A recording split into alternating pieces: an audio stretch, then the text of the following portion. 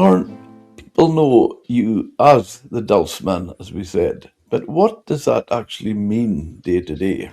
And I would say it's really determined by a lot of things. It's determined by the tide schedule. It's determined by the time of year. So there's really a lot of variables that come into play when it comes to what I'll be harvesting. And I would also say, to add to that, that between May and October are the primary months that I would be going out and dulsing.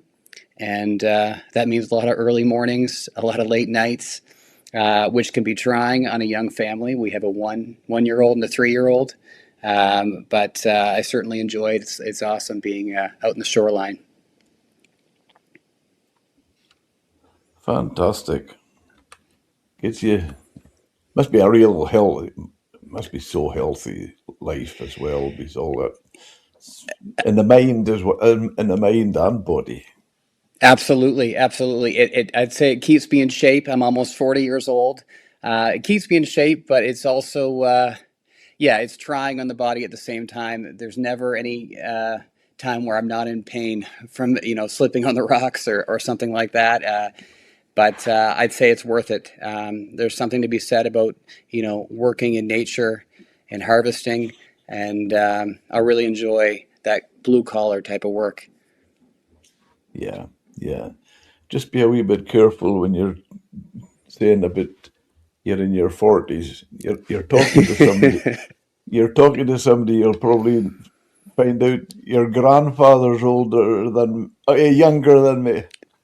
Yeah, no doubt, no doubt. Yeah, yeah, definitely. I Take me. Sorry. I would say, yeah, this is different than what I'm used to for sure. We moved here, 5 years ago, and prior to this, I worked in funeral care.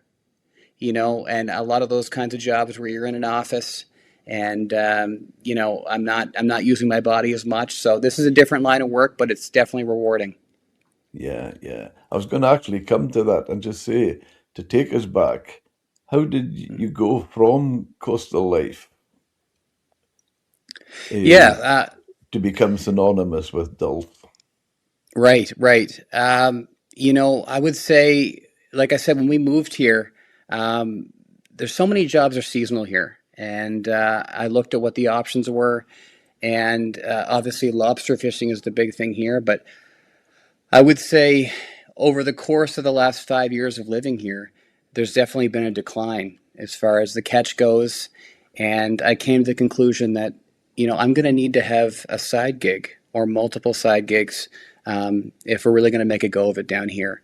And it was important for me to figure something out to do on the side. And so, like I said, I do work at the funeral home, and it's a small island, but that's something I do on the side. So I'm a local undertaker, and then in addition to that, I work on the boat as well, fishing lobster and scallops and things like that. But then when the summer comes around, my focus is supplying retail stores with dulse, supplying chefs with different kinds of niche ingredients. So yeah, I really had to kind of pivot when I moved down here and figure out what makes the most sense and how I can make a living. And when you say that, is it only Dulf or seaweed in general? That's a great question, and I think when you talk about dulse, dulse is I think it's synonymous with Graham and Ann, along with lobster fishing. But people don't realize there are so many things on the shoreline that you can harvest when you Yeah, learn to identify what's there. And at low tide, when the beach is the most exposed and you're on borrowed time, you have 3 or 4 hours to start harvesting. There's so many things that you can make money from, and I'll talk about a few of those: nori and sea lettuce, sea truffle, which grows almost exclusively around Graham and Ann, aside from a few other spots in the world. Of course, dulse, Irish moss, rockweed, alaria, different kinds of kelp. You can tell I'm a little bit of a seaweed nerd. yeah. That's really interesting when you talk about all all them. I know exactly where you're coming from. I don't think I'm familiar with all you mentioned there, but it's funny. One of the ones you talk about, sea lettuce. Mm, That's uh, that's really interesting because see, when we were kids, do you know what we used to call that? A tell me, sailor soap. is that If right? if we were going to get a row from our mother when we went home because we were all dirty and black or hands, whatever we were mucking about that, we would Hmm. get what's now called sea lettuce. We would get that Interesting. and into the seawater with the Hmm. Is that seaweed, right?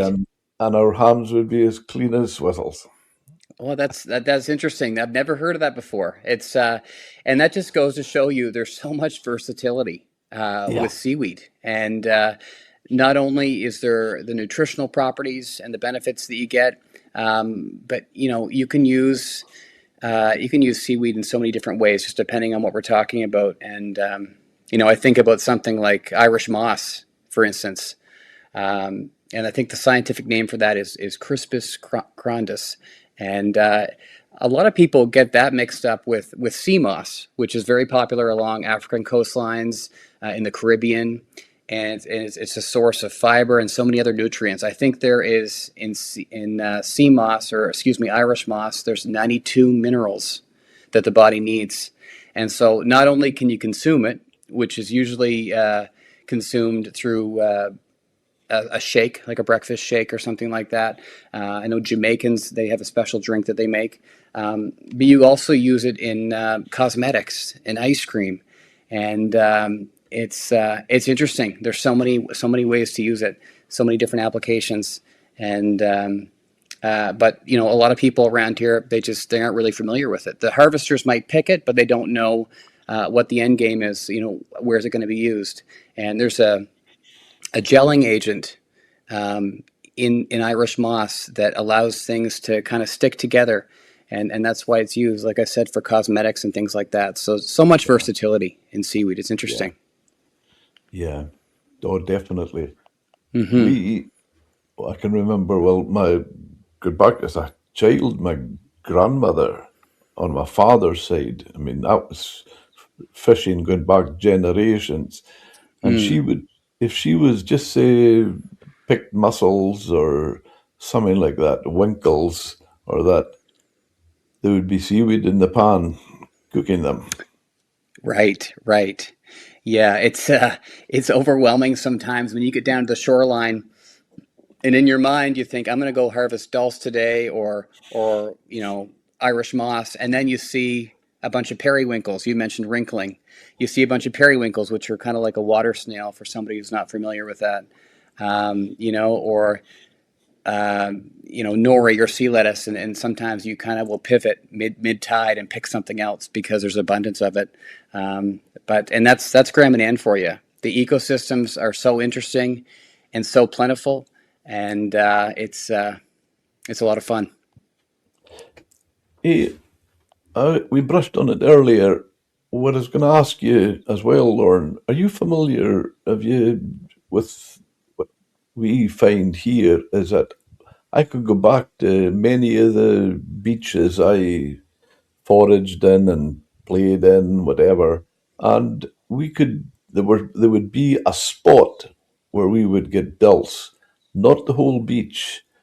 We in Helmsdale, the village I'm from, we had we called it the Dulse Rock. Hmm. And are you familiar with that? That it's in certain areas, not extensive over the whole beach. Or Absolutely. Yeah, definitely. And on Graham and Ann, and I think even around the world, there's a certain area of Graham and Ann on that western coastline, which faces Maine. That's world famous dulse, and that dulse that grows along that western coastline is actually the same dulse that the indigenous Passamaquoddy natives used to come over by canoe from Maine, and depending on the season, they would come over and they'd harvest seaweed, and dulse was such a big part of their diet. And that was that was just over 100 years ago. The last known sighting of the Passamaquoddy was early 1930s, coming over here and harvesting. And interesting enough, so many years later, a lot of the locals use those same harvesting and processing methods. And but yeah, so there's that well-known area on that western coastline, but also even in neighboring islands around Grand Manan as well, you can find not only dulse but other seaweed varieties. So there's definitely known spots, and then there's other spots too, which I would call honey holes, where people will go and they try to keep these spots secret, but you're always going to have other harvesters that follow you to certain spots because they saw what you had harvested the day before. So that's Grand Manan, right? So there's certainly lots of different varieties and lots of different places you could pick. It's, when you talk about islands, do you know, are you familiar with our area, right in the very north of Scotland? And north of us, there's a group of islands called the Orkney Islands. I don't think I am, no. Okay, there's one of them, one of the islands, North Ronaldsay, and they have their own breed of sheep there. And would you believe it, Lorne? The fence is round the island, and the sheep cannot get off the beach because they're on the outside of the fence on the beach. They Wow. can't even get in past the fence to eat pastures. That sounds like Alcatraz for sheep or something. That's funny. Yeah, wow. And they make a enormous price for them. They have a huge name, but that's not sticking to dulse. That's just seaweed. But even in the Faroe Islands and also Iceland and Greenland, they have over the course of the year, the sheep they'll be so long on the beach, certain time on the pastures, and then a certain time on the hill. So they would be in the mountains on the hill. So that would be 3 different places they would be eaten over the course of the year. And let me tell you, I think that they're all superb, but the Scandinavia, Iceland and Faroes, they reckon Greenland lamb is the number one. Isn't that interesting? Greenland lamb. That's neat. Okay, and I really like that you brought up livestock. I wasn't going to touch on this, but livestock can actually eat different kinds of seaweed varieties, and it shouldn't be a primary feed for them. It should be something that supplements their feed. Because it's so high in iodine and other things that would be more conducive to the diet for you or I. But they can definitely eat seaweed. In fact, I dropped off some dulse to a farmer on the mainland about 2 months ago for their horse, and sometimes that helps with their coat. And other things too. There's different health benefits for the livestock, but again, it's just more of a supplement to their feed. But yeah, that just goes along with what I said earlier, the versatility, Yeah. Yeah. The only other thing I would have to say, it's maybe a confession time, telling you all about the special areas for finding the lake of dulse. I'm saying it here as if I'm being quite open, but I'll tell you, very few people would I ever take to the spot. Right. Yeah. like any good forager, you'd never disclose when you got things. Exactly. And let me tell you, like I have my honey holes, and I'm not about to give them up, right? So I would say some of these spots, even my brother might be the only person that knows some of these spots, and I'll take these spots to my grave. But and after people listen to this podcast, they're gonna follow me, but and that's okay. Did you actually mean you're not gonna give them. What did you say? The honey spots. You're not. Did you say you're not going to give them up? No, definitely not. No, But by the there's sound of things, by the sound of things, I was going to ask you. I don't think you're going to share them either. no, no. I won't be giving you no any kind of coordinates of where to find these spots. But you know what? Like I said earlier, there's so many different spots on the island where you can harvest, and there's neighboring islands too. And what's interesting too is if you go 2 or 3 miles up the road and you stick on the same coastline, it's so diverse. These ecosystems are so diverse. There's lots of product wherever you go. So there's no shortage of areas. And despite the fact that this is kind of the main economy in the summertime, there's quite a few harvesters. There's lots of different places where they can pick. So yeah, that's not a problem at all. When we talk about the many different uses, I Mm-hmm. remember as my father had, when we were younger, just say Mm-hmm. getting early teens, and when we're wanting to get pocket money. I mean, when I hear what pocket money children get now, I'm almost staggered with it because when I was that age, and Mm-hmm. people obviously, not just me, but everybody that age, if you didn't work, you hadn't got pocket money. So we used to go down to the beach, pick the winkles, and Mm-hmm. my father showed me how to. We have one tangle, is what we called it. There's a there's a stem, quite a hard stem on it, and a long flat leaf. Mm-hmm. He he had shown me how to set it in pools where I would maybe get winkles. Mm-hmm. Leave it a few tides, Mm-hmm. come back, pick up the tangle, put it into the bag, shake the Mm-hmm. tangle, and you would fill it with winkles. They would Absolutely. they would stick to the.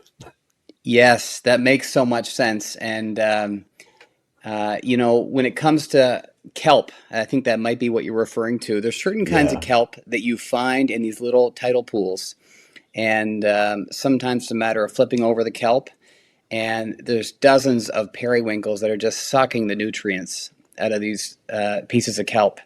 And that probably sometimes influences their size. I don't really know the science there, but it probably affects their size. But I can tell you one other thing. We don't want to sway too much from dulse here, but you mentioned the periwinkles. Um, this is something I learned recently from a friend of mine, that the size of the periwinkles is really determined by how much exposure that coastline has to swell, tides and things like that. And if this is a coastline that's majorly exposed and it's just all ocean and it's just getting hammered all the time, you can expect those periwinkles, those wrinkles, to be massive. And of course, that's beneficial for the harvester, because when you go to process these periwinkles, there's regular size and there's large size. And when you're shaking them down, you want to have large periwinkles because they pay 30 cents more than a regular size periwinkle per pound. So um, that's interesting. You mentioned about that kelp, but that's a big part of the diet for these little water snails, these periwinkles. Fantastic. But as you said, we're straying off dulse. For If I could ask you now, Lorne, for anybody who never tried dulse, what would Hmm. you say dulse really is, and why should they care? Yeah, well, like I said, not only is it a big part of the culture here, but it's something that is used in culinary, in application within the kitchen. You can use it to elevate the flavor profile of the food. You can snack on it. It's funny, if you were to be hitchhiking down the road on Grand Island where I live, um, which is very common here and very safe. A lot of people hitchhike if they're going to the grocery store. It wouldn't be uncommon during the summer months to see a handful of dulse on the dash, and somebody's just snacking on it. They just leave it there. Um, that's kind of how it is down here. So, yeah, it's such a big part of the culture. And on top of that, too, about 95% of the supply of dulse in the world comes from Graminan. And so it just goes to show you, how important it is. And but unfortunately, I would say, in recent years, there's definitely been a difference in the harvesting. I would say more people are harvesting more than ever now, and that's definitely had an effect on the growth and the quality. There's different people that you could talk to who have been dulsing for 50 years of their life, and they would say, back in the 70s and 80s, dulse would grow to 3 or 4 feet in length. But now people are harvesting earlier in the year, in April and times like that, where I would say a lot of the product is still in its infancy stage, and it doesn't really get a chance to grow to full maturity, and it's just being scraped off the rocks. So it's so important to hold off and let it grow a little bit, and then you're going to get the best quality stuff. It's a big part of the economy here. It's a big part of the lifestyle, and its versatility. It's shipped all over the world too, Graminanders, I think, are proud of it as a product. They're proud of it. Would you ask, if I was to say to you, taking it a stage further from that, and has been eaten for generations around the Mm. coasts, what have we lost in how we value it today? Or have we Mm-hmm. lost it? Or have we lost anything? That's a great question, and I feel like somebody like my father could probably speak better to that. He's somebody who harvested in the 1980s and the early 1990s. And I would say the biggest thing we've lost, maybe the sustainability of it. Like I said, there's dozens and dozens of dories and small boats that will go out and just go overboard in the harvesting. And there's really not a lot of regulation when it comes to dulse. So there's people going out, prematurely to pick. And so it's a matter of, like I said, giving it a chance to grow. And the quality is so important. And even when a harvester goes out and picks, they want the best quality product that they can go and sell, because when you go to somebody who buys dulse, there's going to be first quality dulse that's worth a certain amount, and then there's going to be that second quality dulse. And second quality dulse is something that might be grinded up into flakes, and it may aesthetically, maybe it doesn't look as good. Maybe it's got some gray leaf in it, and gray leaf is something that happens, when it might be a little bit sunburnt, and things like that. So the quality isn't there. It's really more aesthetically. The flavor is still going to be there. The taste is going to be there, but it just doesn't look as good. It's not something that maybe you're going to want to buy at the farmer's market. Conditions are important, it's about just doing it right, doing it and having integrity when you pick. That's the biggest thing for sure. Yeah, that's really good. So from that, do you feel it's a forgotten food making a comeback, or are we reinventing something that's really never been away? I would say it's becoming more well known to people, and a lot of buyers, a lot of retail spaces are open to the idea of giving it a shot for different reasons. I think, well, first of all, it's got phenomenal shelf life. Dulse is something that can last up to 3 years if it's kept in a cool area, a dark space.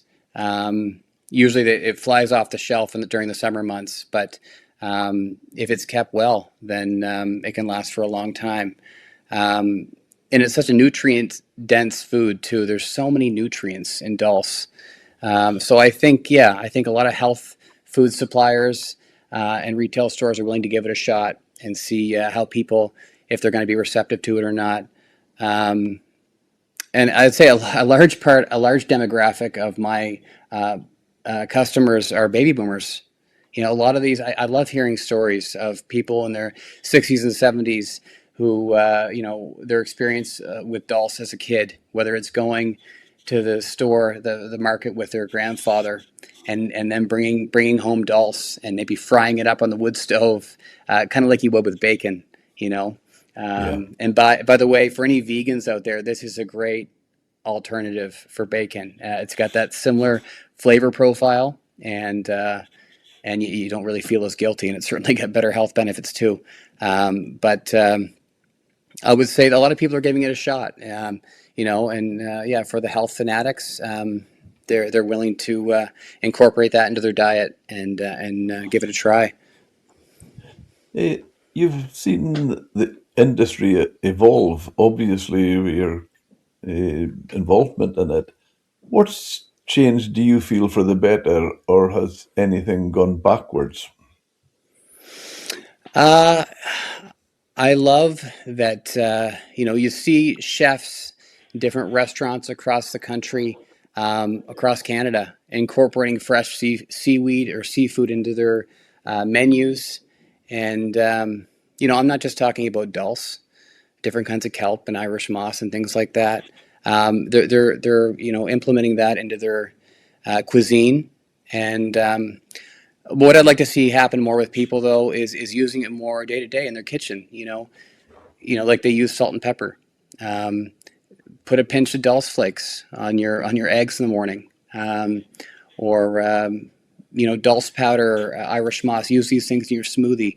Get those health benefits. So I'd love to see it, more in the day to day. And I think you're seeing more of that. I really do, especially with food influencers, on Instagram and Facebook. They're using things, and it's starting to, I think, get some traction for sure. One of our BBC had a team up doing in the area, and they had me cooking fish because I had the reputation from using what was local. Do you know what the dish they plumped on for me to cook? I think I could probably find a copy of the video and I could send to you. I'd love to see it. It was sole with a dulse butter sauce. Ooh, that's nice. That's nice. That sounds great, man. Anything seaweed or anything seafood related, I'm in. Yeah, I'm in. That sounds so good, man. And yeah. how'd you enjoy that? Oh, it was fantastic. But Hmm. they weren't needing. They had no trouble. They didn't need to convince me of that because I used seaweed so much in Hmm. our when we had the restaurant. Hmm. Even if it was sort of oysters, there would be an a bed of seaweed. I love that. I love that. That's Yeah, great. Yeah. It's neat how you can garnish food with something that you just harvest along the coastline, and it's also interesting too. You talked about that dish with the sole. You you probably don't need that much dulse or that much sea truffle or because the flavor, it doesn't take much to really elevate that flavor profile when you add something like that umami flavor profile is strong, and it's just having a little bit of that subtle flavor to add to a dish, and it goes a long way. It really does. I think even recently we talked about sea truffle a little bit. I had some sea truffle, which is one of the products that I harvest. It was showcased at the Canadian Culinary Championships a couple months ago, and it really took off. I think since then, there's a lot of people, chefs in particular, that reach out to me out of curiosity. What's the deal with this? How can I use this? And so that's been something that's really really taken off in recent months. And like I said, you don't really need too much of it. And with sea truffle too, it's got such a potent flavor, and it's not like dulse. Dulse kind of has that salty flavor, and with dulse you can snack on it and things like that. Sea truffle is more of a garnish.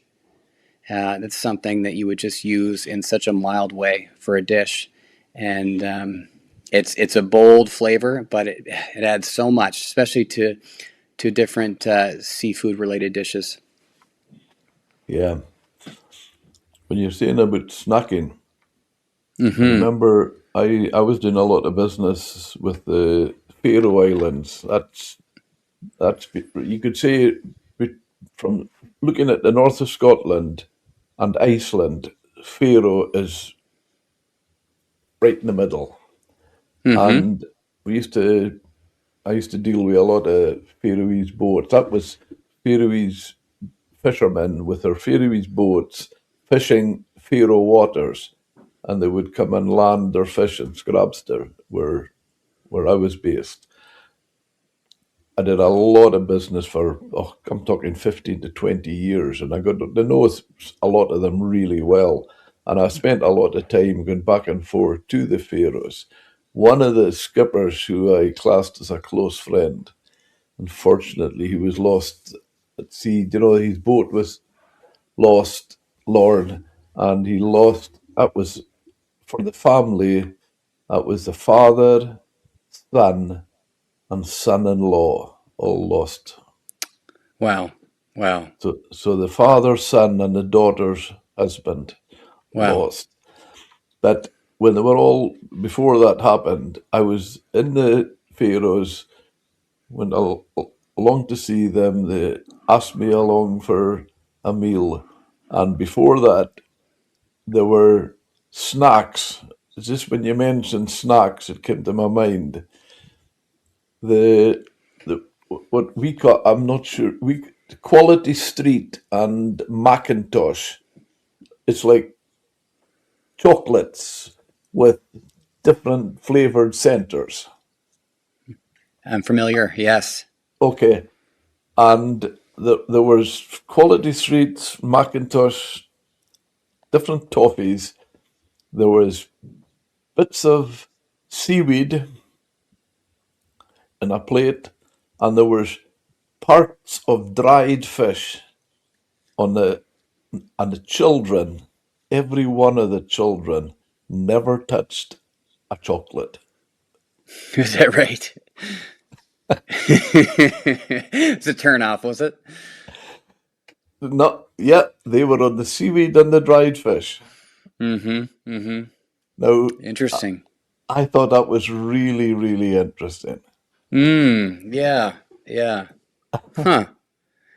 That's different. That's different. I think that's just that's our culture. But my goodness, how good is that for them? Absolutely. Yeah. No, definitely, definitely. I mean, I'll eat anything as long as it's not onions. That's one thing I've never liked. But yeah, it's interesting how people use seaweed in culinary cuisine. Um, even yesterday I had sprinkled some dulse flakes on my popcorn, and you can find different creative ways to use it and get those health benefits. But I've never heard it paired with fish before. That's really neat. Okay. Dulse is often talked about as a superfood. I think it Mm, is. Do you buy that, or is that marketing getting ahead of reality? Do you feel that? 100%. It's loaded with nutrients. It's Yeah, it's high in iodine. It's a great source for iron, especially if you're, like I said, a vegan or a vegetarian that doesn't eat red meat. It's high in those nutrients that sometimes they don't find elsewhere. It's got potassium. It's got magnesium. It's got calcium, um, and it's got plant-based protein. So you're covering so many bases there, and I think it should be incorporated more into a lot of these, people who are older who maybe have these deficiencies, and it could be almost used as a replacement sometimes. I don't want to get myself in trouble here, but from any pharmacists or doctors, but it's got so many health benefits, and I think it should be incorporated more into the diet for sure. Because 100%, it is a superfood. That's a good point. excellent. Good answer, I would say, because I felt this. I feel the exact same. I should say in moderation. Like anything, you want to eat it in moderation because it is high in iodine, but certainly one of the healthiest snacks out there. Yeah, definitely. Hmm. Are there risks or misconceptions people should be aware of, do you feel, in any way? Yeah, there might be a few. I would say some people might think that it's some kind of miracle food because it checks off so many different vitamins and minerals you can get, but it's not. You still want to eat from all the food groups that are suggested by the Canadian food guidelines. Um, but it is nutrient dense, and it comes straight from the ocean, and it's not processed like you'd have a bag of chips down at the gas station. It's it's not going to fix you overnight either, but it's real food. It's not a shortcut, and it definitely eaten in moderation. But I don't think there's major misconceptions. I think that there's a lot of people in the Maritimes, most people that would be familiar with dulse, and those who like it, um, they actually those who love it, and those who hate it. Um, but Yeah. one thing I should touch on as well too is as the Eastern Canada becomes more populated, there's been such an influx of immigrants, especially from areas like Korea and China and the Philippines. And a lot of these nations, seafood in particular is a big part of their diet. And I feel like they're going to be more interested in trying things like this in their own cuisine. And so it's a cultural thing for us, and I think it's gonna become even bigger too with all these immigrants. I really do. How do you feel about what I was going to mention just now, Lorne? I think what I would say a misconception people have, is they're seeing seaweed and all they see it as, oh, it's just something that lies on the rocks. Hmm. But if they were to see it when the tide is in, they would see the importance of it because there's so many. You talked earlier about the different varieties, and they're all got their uses. Mm. Now we have. I'm sure you'll probably have the same there. Rack.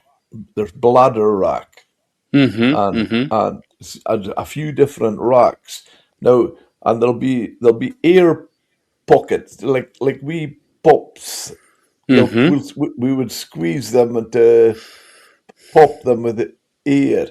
Now, the Yeah. reason, I mean, they're important because that's what takes them, keeps them up. Oh, they're almost like a tree when the water's and the tide's in. So it's not just food for us when the tide's out, but it's cover for small fish. If there's for predators, Hmm.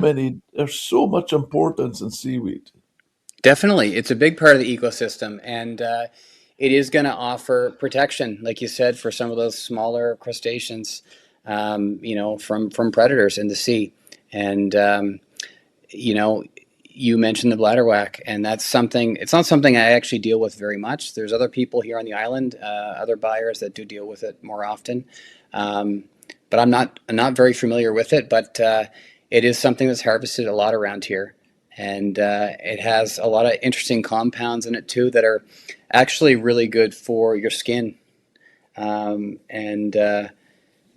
people who have rash and eczema and things like that, there's a gel agent in some of these things. I think you can also find it in rockweed, and just by rubbing it around your hands, and you can find actually some of these things. They'll extract the compounds out of these different seaweeds, and they'll put it into lotions, and it's just got incredible benefits for people who have skin issues. You can find a lot of that bladderwhack around Grand Manan. You really can. Okay. Hmm. I mean, as children, if we fell on the rock and cut a leg or that, it's a bit of seaweed, we would wrap it round it. No bandages or plasters. Definitely. That's funny. That's not something that we would use around here. We'd probably just go up to the hospital, and it was great. Living on a little island like this, there's a hospital up the road that services the 2,400 people that live here, and I would say honestly, you get the best health care on Grand Manan Island. There's I think there's 3 doctors down here, and the wait time at the hospital is usually about 10 minutes, compared to maybe 24 hours on the mainland. But if there was a big buildup of people who needed injuries to be dealt with, I think they would probably just get onto the shoreline and they'd get covered up with seaweed. That's a good alternative for sure. I would just be careful how far you go with that one, or you're going to find yourself all of a sudden overpopulated. Absolutely, yeah, yeah. There's not many people, countries, not never mind regions, could make that claim. You know, in No. fact, I'll tell you, we have well, it's a joke. It's a joke. It's not real, but Mm-hmm. it's pretty close to the truth. Mm-hmm. Mm-hmm. And it's a joke that's been born from the situation we have in the UK just now. Right. Okay, this guy came through and he says to his wife, "You fancy a bit of fun?" "Yeah, I always fancy a bit of fun." "How do you fancy we play doctors and nurses?" "Yeah, that would be good. That would be cool."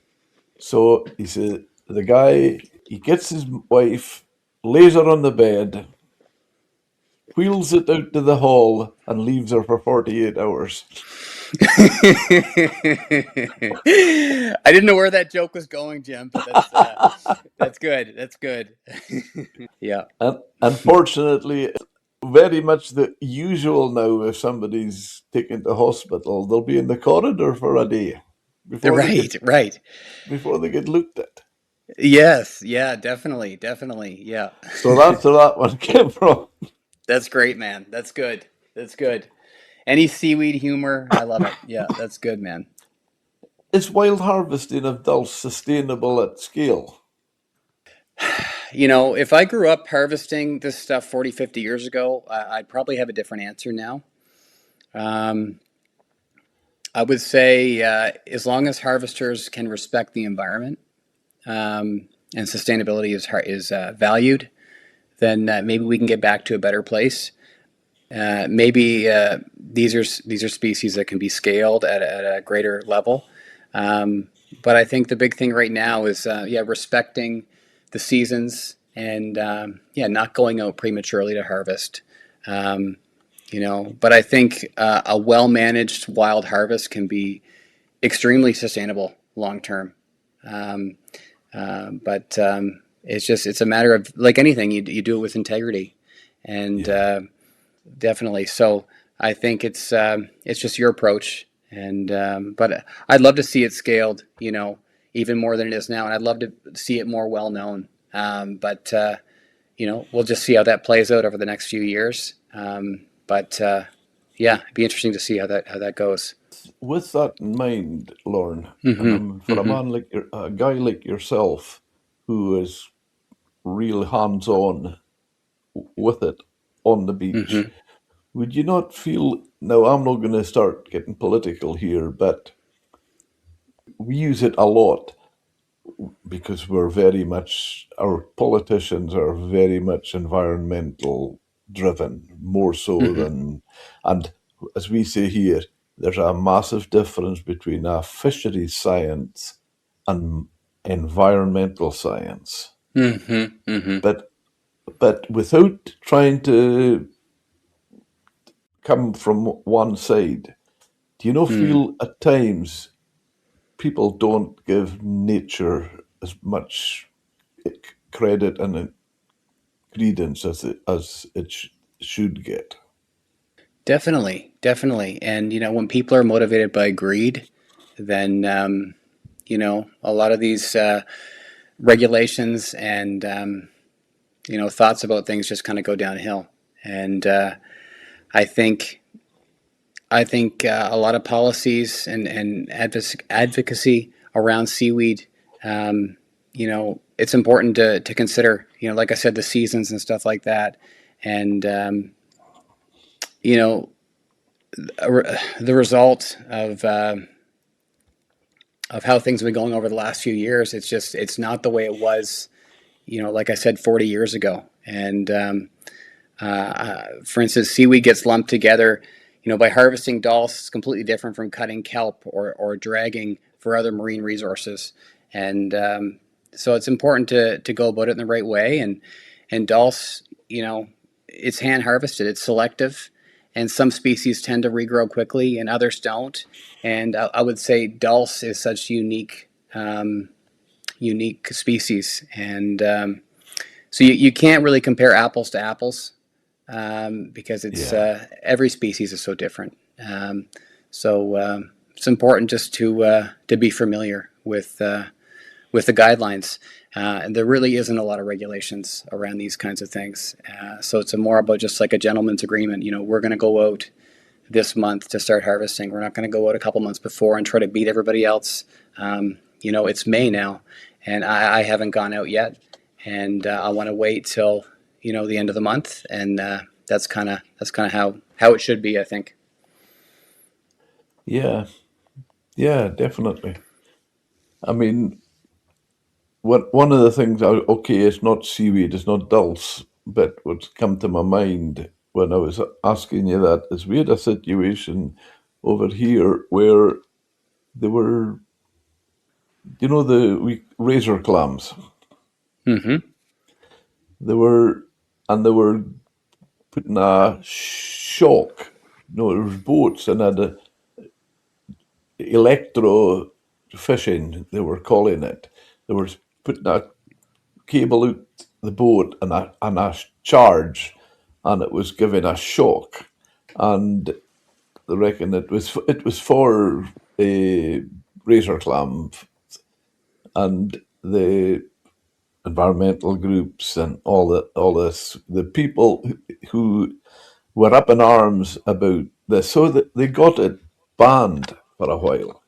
And there were certain beaches where they were still actively doing this electrofishing for razor clams. And it got to the stage, Lorne, where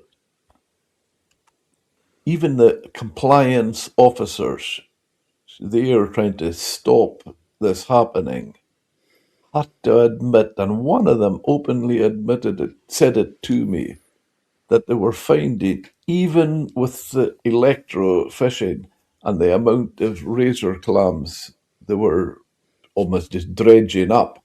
And obviously a catch rate way, way beyond hand picking. But a few tides, and here was more razor clams coming in. Right, right. So I just feel that that's more or less where I was coming from. That type of thing, when Mm-hmm. we just think negativity, negativity. If you Mm, if you pick double the, just say you pick dulse today and you pick double tomorrow, mm. or you're fishing yourself out. I don't see that. Right, right. Yeah, it's a good idea just to kind of mix it up and go to different spots, let other places replenish, and Exactly. naturally that's going to happen if you let an area replenish and let the tides come in and out. You go back in a couple weeks, there'll be that much more product there. So it's good to rotate your spots as a harvester, and I think that's what a lot of people like to do. Um, so yeah, no, that's important. That's a good point. That's a good point. Yeah, and another big point here, which I feel is fair to mention, which I'm absolutely sure you're right with. A great saying a lot of fishermen have here: we don't work against nature. You can't work against nature.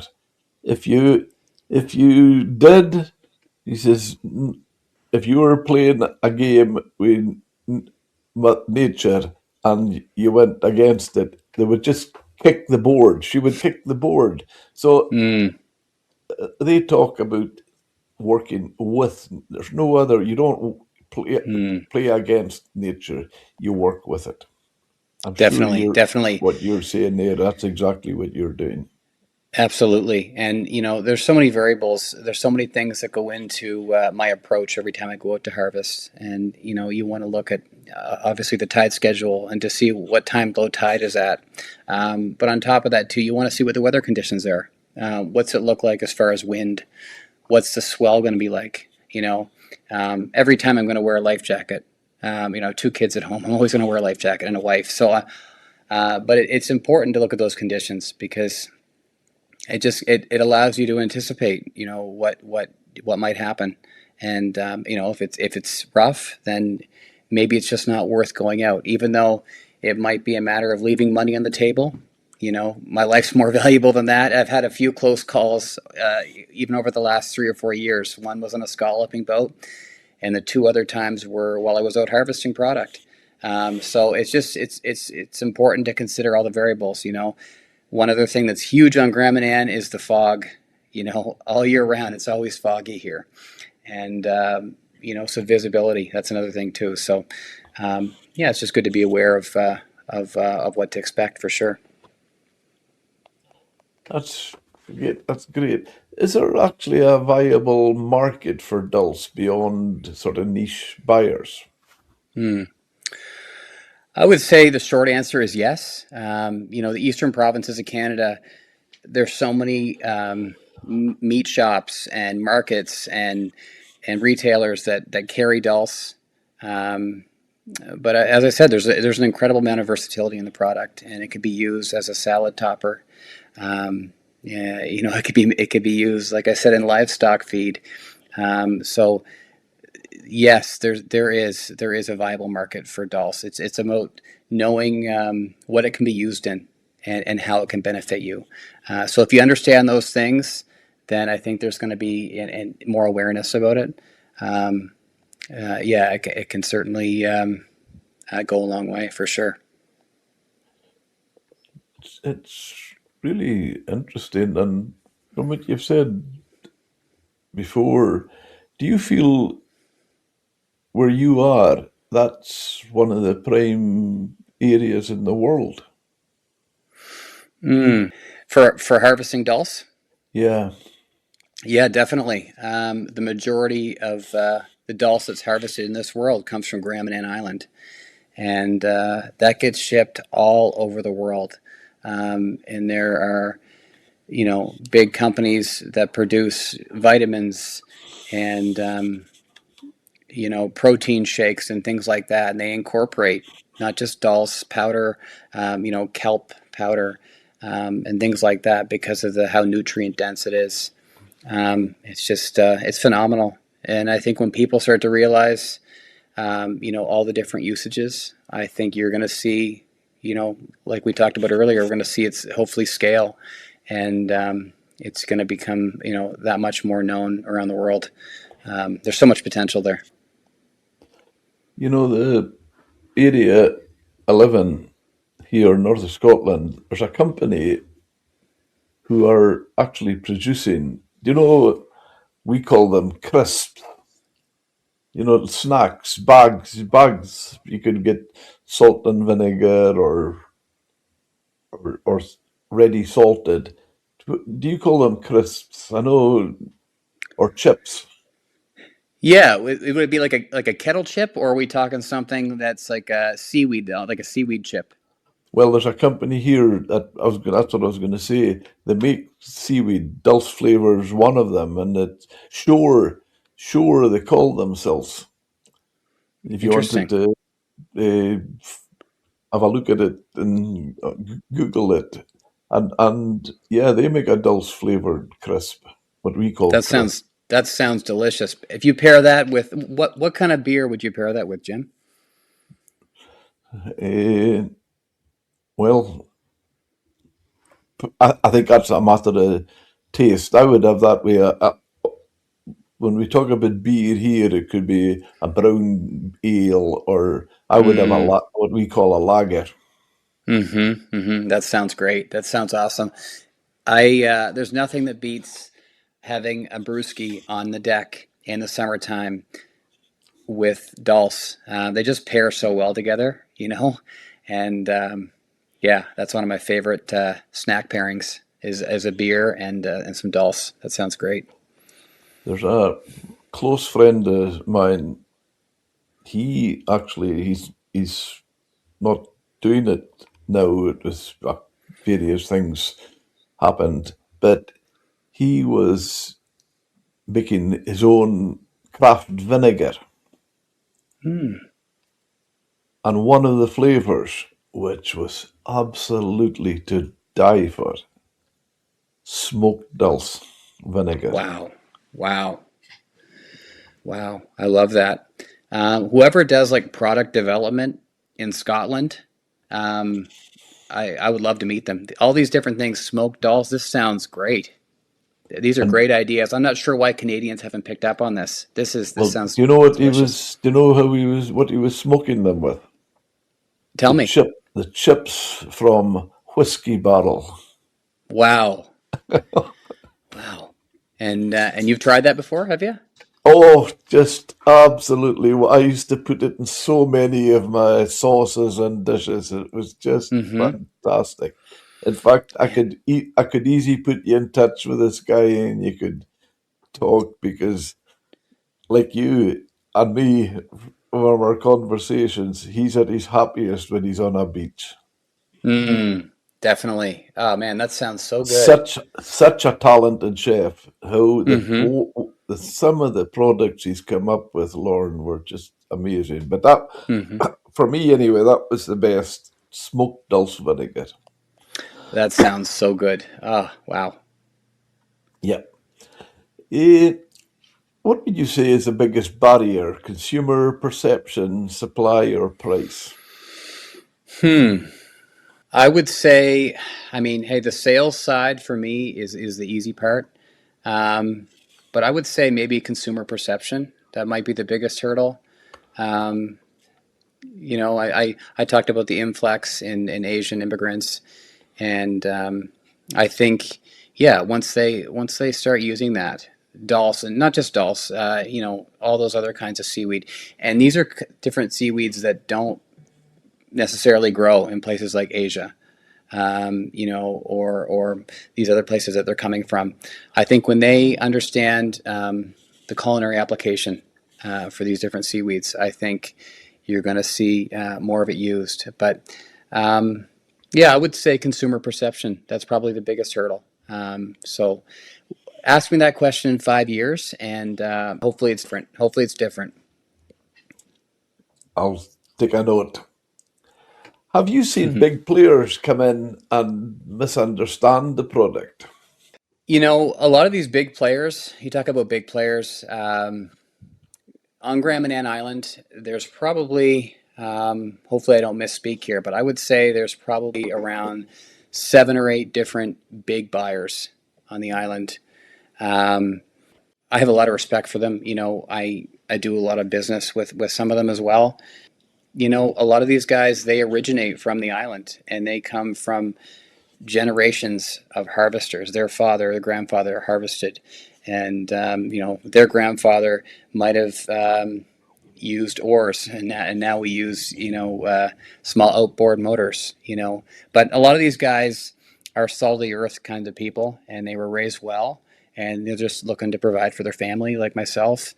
But yeah, they have respect for the land. They're third and fourth generational harvesters, um, and they're all good guys to deal with. They really are. But there's definitely a competitive side to it too. And you're always you can't help but looking to see what they're up to. But I feel like I've got enough ideas inside of me how I want to see my brand move forward. I just try to focus on what I'm doing, but. A lot of the guys here are really good guys. There's people from the states, from Maine, that have ownership in different companies, or different stakes down here on Graham and Ann. But yeah, they're all good to deal with. They're all good people, and it makes it that much easier to go out in the shoreline and just get along with everybody, right? Yeah. What's the right way to eat dulse in your mind, and what are people getting wrong, perhaps? Mm. Well, I'll tell you, there are numerous ways to eat dulse. I mentioned earlier about how you can fry it on your stove, which probably is something that was more well known or seen, 60, 70 years ago when more people had wood stoves. Um, but wood stoves are actually a big thing on Grand Manan even today, just because the houses are so old. But um, yeah, you can cook it over the stove. Yeah, you can grind it up into flakes. You could have it even in the smallest form, like powder or flour, and you could sprinkle it on your salad, and it could be snacked. It could be snacked, along with the beer, like I said. So there are so many ways to use it. There's no right way. People just have their preferences, and it's always interesting to see, how they use it. But I would say, generally, it's eaten as whole leaf, and that means there's nothing. It's not grinded up at all. It's just eaten the way it was dried. Great. And if, just say we handed or I handed dulse to a top chef, what would you expect them to do with it? Hmm, that's a great question. And I have some friends who are chefs, and I think that might even make them think too, because I don't think that dulse is used in Michelin star restaurants like maybe other seaweeds are, like maybe you see sea truffle, the way that's used. Um, so I think there's maybe ways that haven't been discovered yet on how you can use dulse in cuisine. But I think it can be used in soups and things like that, especially when it's ground up. But that's a really good question, and that's something that I'm going to have to look into. Believe it or not, Lauren, there's a one of the well, its reputation now as one of the top restaurants in Scotland, and its name Dulce. No kidding. Yep. Now I've never been there, so I don't know their use of that Dulce, but I'm certainly hoping to be there and talking to them. So I hope it's not just a word that sounded good. It's a Right, seafood right. restaurant. It's a seafood restaurant, and Yeah, I get yeah. it gets great reviews. Hmm. That's interesting. I'd love to see their menu. I get the sense that, yeah, like you said, seafood, and I'm sure they implement a lot of seaweed in different ways into their menu. Maybe they use it for broths and soups and stuff like that. But man, I would love to get a hold of one of their menus. That sounds really good. Well, I'm sure it'll be online. Dulce is the name of the restaurant in Mm-hmm. Glasgow. Mm. That's delicious. And this is interesting too. You mentioned early in the conversation that dulse is something that you could find around Scotland and some of those areas. I had no idea. I didn't know that's something that you could All right. find in that part of the world, but it makes sense. I can see ecosystems being similar to what they are here, that cold water. And I think that's when seaweeds like dulse excel the most, when they're in those cold conditions. Yeah. Hmm. Could can dulse ever become a staple food, or will it always sit on the edge? I hope it becomes a staple food. Yeah. But because it's got such a unique taste, that's a good question. If you asked my wife that, I think she would say no, because she's not somebody who really favors seaweed and seafood. But I hope it's something not just enjoyed by locals, but also by tourists and people who live in the more urban areas. They don't have a history with it, you know. So it really is a cultural thing here. And if it's something you're trying for the first time, it might take you a while to really get warmed up to it. Um, but I would love to see it become more of a staple. I mean, it is big in the Maritimes, but more in places like New Brunswick and Nova Scotia. If you went to Newfoundland or Prince Edward Island, maybe not as much. But it's definitely a part of the culture here in New Brunswick for sure. You know, it makes me think how strange things are, Lord. When I'm asking you a question like that, and you're not sure. But when you think back to a previous question, and you're saying about all the vital or nutrients that that are in that are you get by eating it, Mm. calciums and magnesium. My goodness, they're Loaded. all essential for us to. Absolutely. Absolutely. Yeah, I know. There's no question. It's so nutrient dense, and it's we touched on it earlier. It's a superfood, and there's just so many ways it can be used, and Do you would yeah. you wear this one? That I often feel, just in general, not yeah, very much about seaweed, but and its varying types and that. But when we talk about that, I don't know, is it it's maybe like a culture, and and we're saying, will it become? But it would almost all be going back to what where we were, because it was a very important ingredient for our. Well, when I go back to my grandparents and parents, it was Hmm. really, really important. Hmm. Definitely, definitely. Yeah. I mean, for years, it's been important, and it's interesting that even in other cultures, it was a big part of their diet. European cultures, and indigenous cultures, and now even today, 21st century, it's almost like it's making a comeback, and it's becoming more well known, and I love to see that. It's just so unique. Yeah. Would you encourage young people to build a business around dulse today? And is the market big enough, do you feel?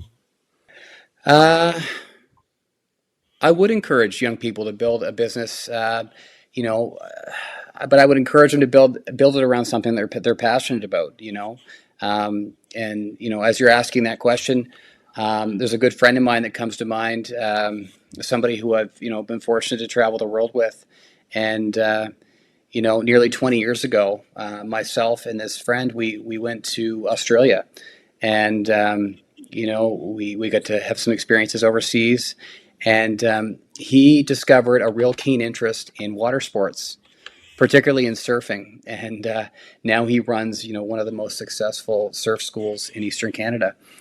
So with that said, I would say that if you have the ambition, it's hard being an entrepreneur.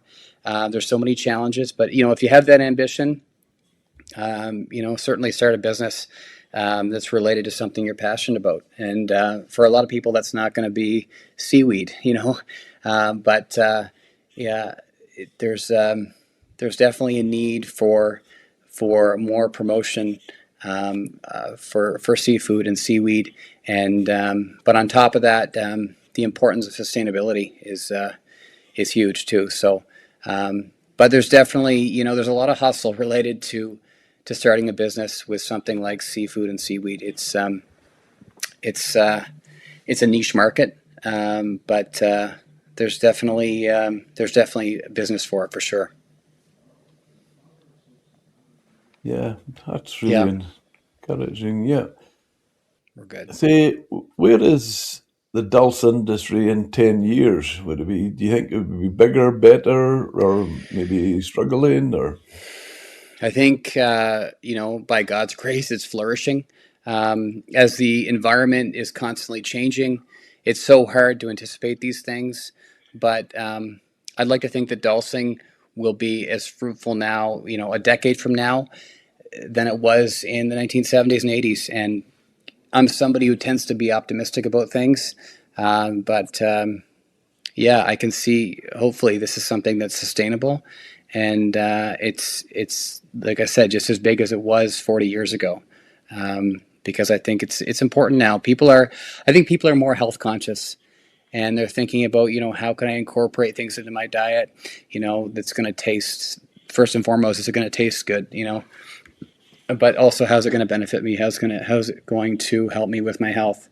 And So I'd love to see it continue to flourish, a decade from now, but we'll see how that goes. Great, great. Yes, of course. I mean, we're talking about. I'm asking the question. I'm even thinking about my own question.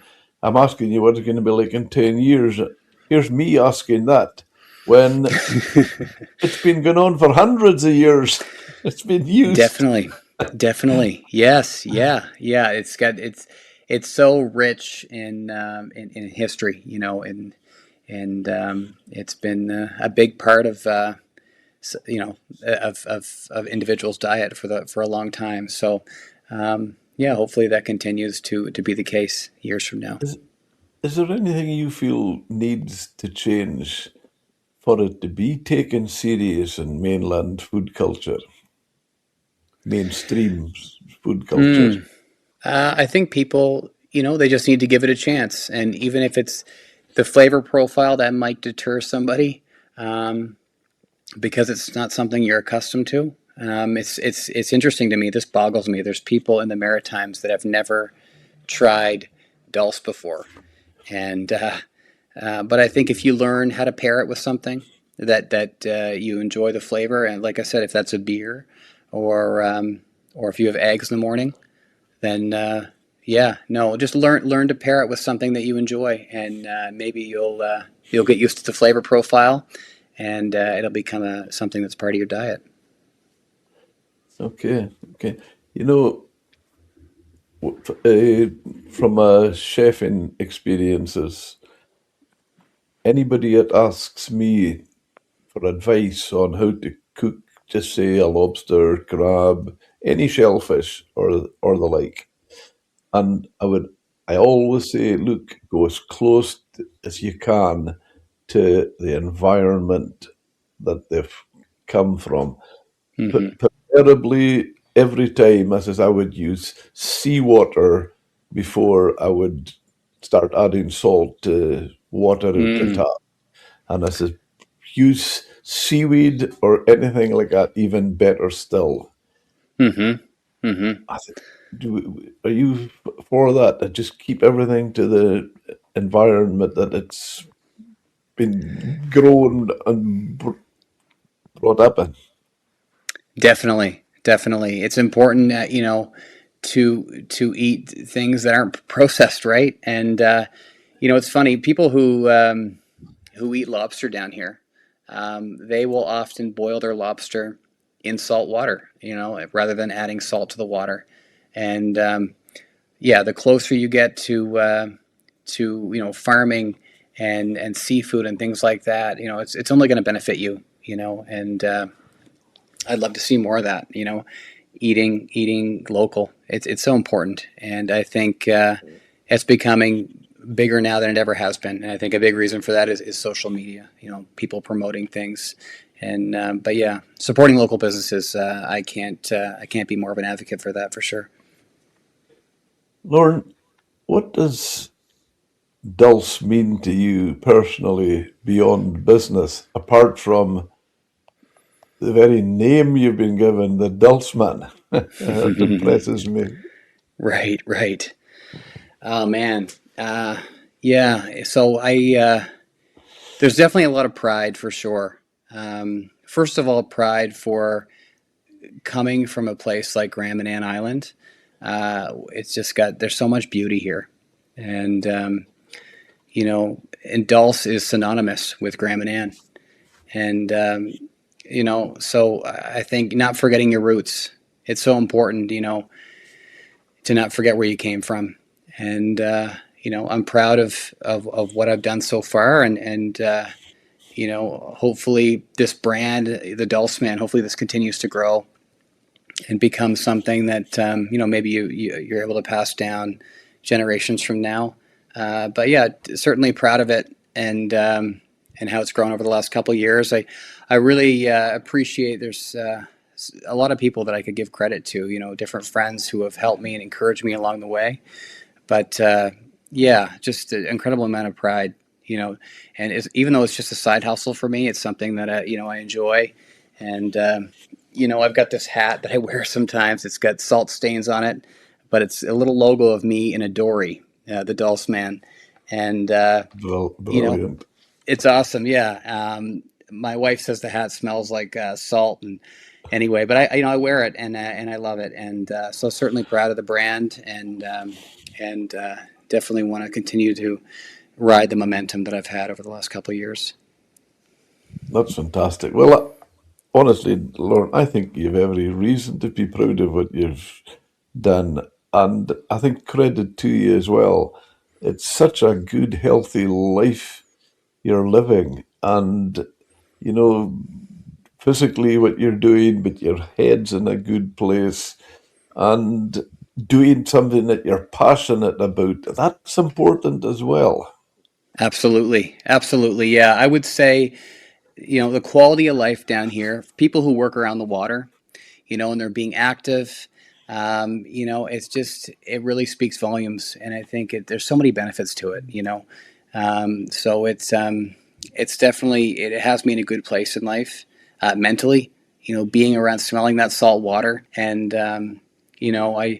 I talked about how some of the most famous dulse in the world comes from that western coastline of Grand Manan Island that faces Maine.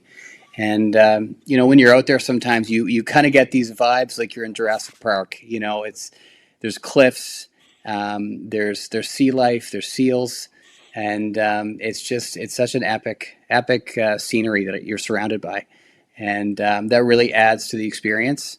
And really fortunate to be able to enjoy this in this season of life. With talking to you and going through the things that we've talked about, I'm actually starting to feel now myself, maybe although I've never thought a lot about it, I've had a pretty good life. Definitely, definitely, yeah. And you understand, you can empathize with a lot of what I'm saying too, because you grew up around the water, and a lot of your memories are they take place around the water. And you mentioned about your dad fishing and working in the restaurant industry, and you understand the hurdles and the sacrifices and the risks, and but certainly it's a good place to be in life, to be on the coast. I love it, and it's it's special. Well, if you were open for advice, my advice to you would be don't change one thing you're doing. Thanks so much, Jim. I appreciate that, man, and I'll take your advice. Good on you. Lord, where can our listeners follow you online and have you a social media presence? Absolutely, yeah. So I'm on Instagram as the Dulse Man, and also on Facebook, and that's really where I deal with a lot of orders is Instagram and Facebook. So yeah, you can definitely communicate with me through those platforms, and I'm pretty receptive. I'm pretty quick to respond, and or by email as well, which is Lorne, my first name, Lorne, JWH at gmail.com. And, if there's different viewers out there that have questions about seaweed or dulse in particular, or inquiries, I would love to hear from you. So definitely reach out, and would love to share with you a little bit about my knowledge for the product. All sounds fantastic. And I have to say to Lauren JWH, I've got this feeling it's not the last time we're going to talk together. I hope not, Jim. And on that thought too, I would love to send you a bag of world famous Gramadan dulse from the Dulse Man. So after we're done with this episode, I need you to send me your mailing address, and I want to send you, and I want to know, as far as flavor profile and aesthetically, how different the dulse is here from what you're used to growing up on. And I want honest. I know it's going to be hard for you because I know there's a bias there, but I want to know how different it is than the dulse you're used to. So I'm going to send you a bag on the house. It sounds, I feel a little bit guilty from the point of view. You would have maybe a different way of saying this, but what we say in the UK was, do you not feel it would be like selling coal to Newcastle? Because, we would talk about putting that's talking about coal to an area that was mining their own coal. Right, right. So, but I love the challenge that you're actually. Am I right in saying you're sending it to me because you think yours is better? I I love that. Respectfully, I do. But I'm going to let you I be the judge, though. You be the judge, man. love it. I love it. I love it. Awesome, Well, awesome. thank you so much, Lord. We'll fold up with that and really enjoyed it. And as I said, no bullshit. I do feel we have a lot to do in the future and a lot to talk about. A lot of the guys are telling you about the Thamet, then the vinegar and stuff like that. Put you in touch. No, I think it's been fantastic. Thank you so much. Cheers, Jim. All the best. Thank you.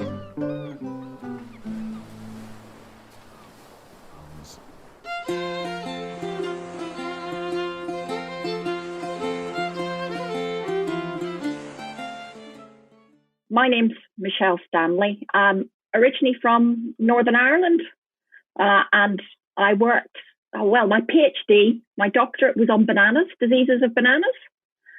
And unfortunately, when I did my PhD, the government decided that you didn't need plant pathologists, which led to an interesting segue then into the marine environment, because they decided that I'd probably be sympathetic to seaweeds. And since about sort of 1996, I've worked with seaweeds and microalgae and not looked back. So at the moment, I'm based and have been for the nearly 16 years at the Scottish Association for Marine Science outside Oban. And we probably have one of the largest seaweed groups in the UK. Is the place in Oban, is that Dunstaffanage? Yep, that's Dunstaffanage, yes. I've been there and I've been involved years. My background's the fishing industry. And although I've got a restaurant now, it's a seafood restaurant, so I still class myself in the fishing industry, as opposed to the hospitality industry. When I was involved there, they were doing tests with farming halibut. Are they still doing that?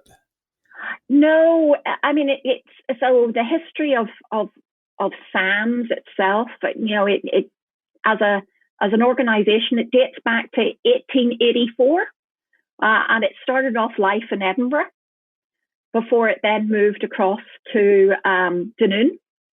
So it was in Dunoon till about the late 1960s, and then it made the move up to where we are now at Dunstaffanage, and it varies what we do. There was fishery science that's sort of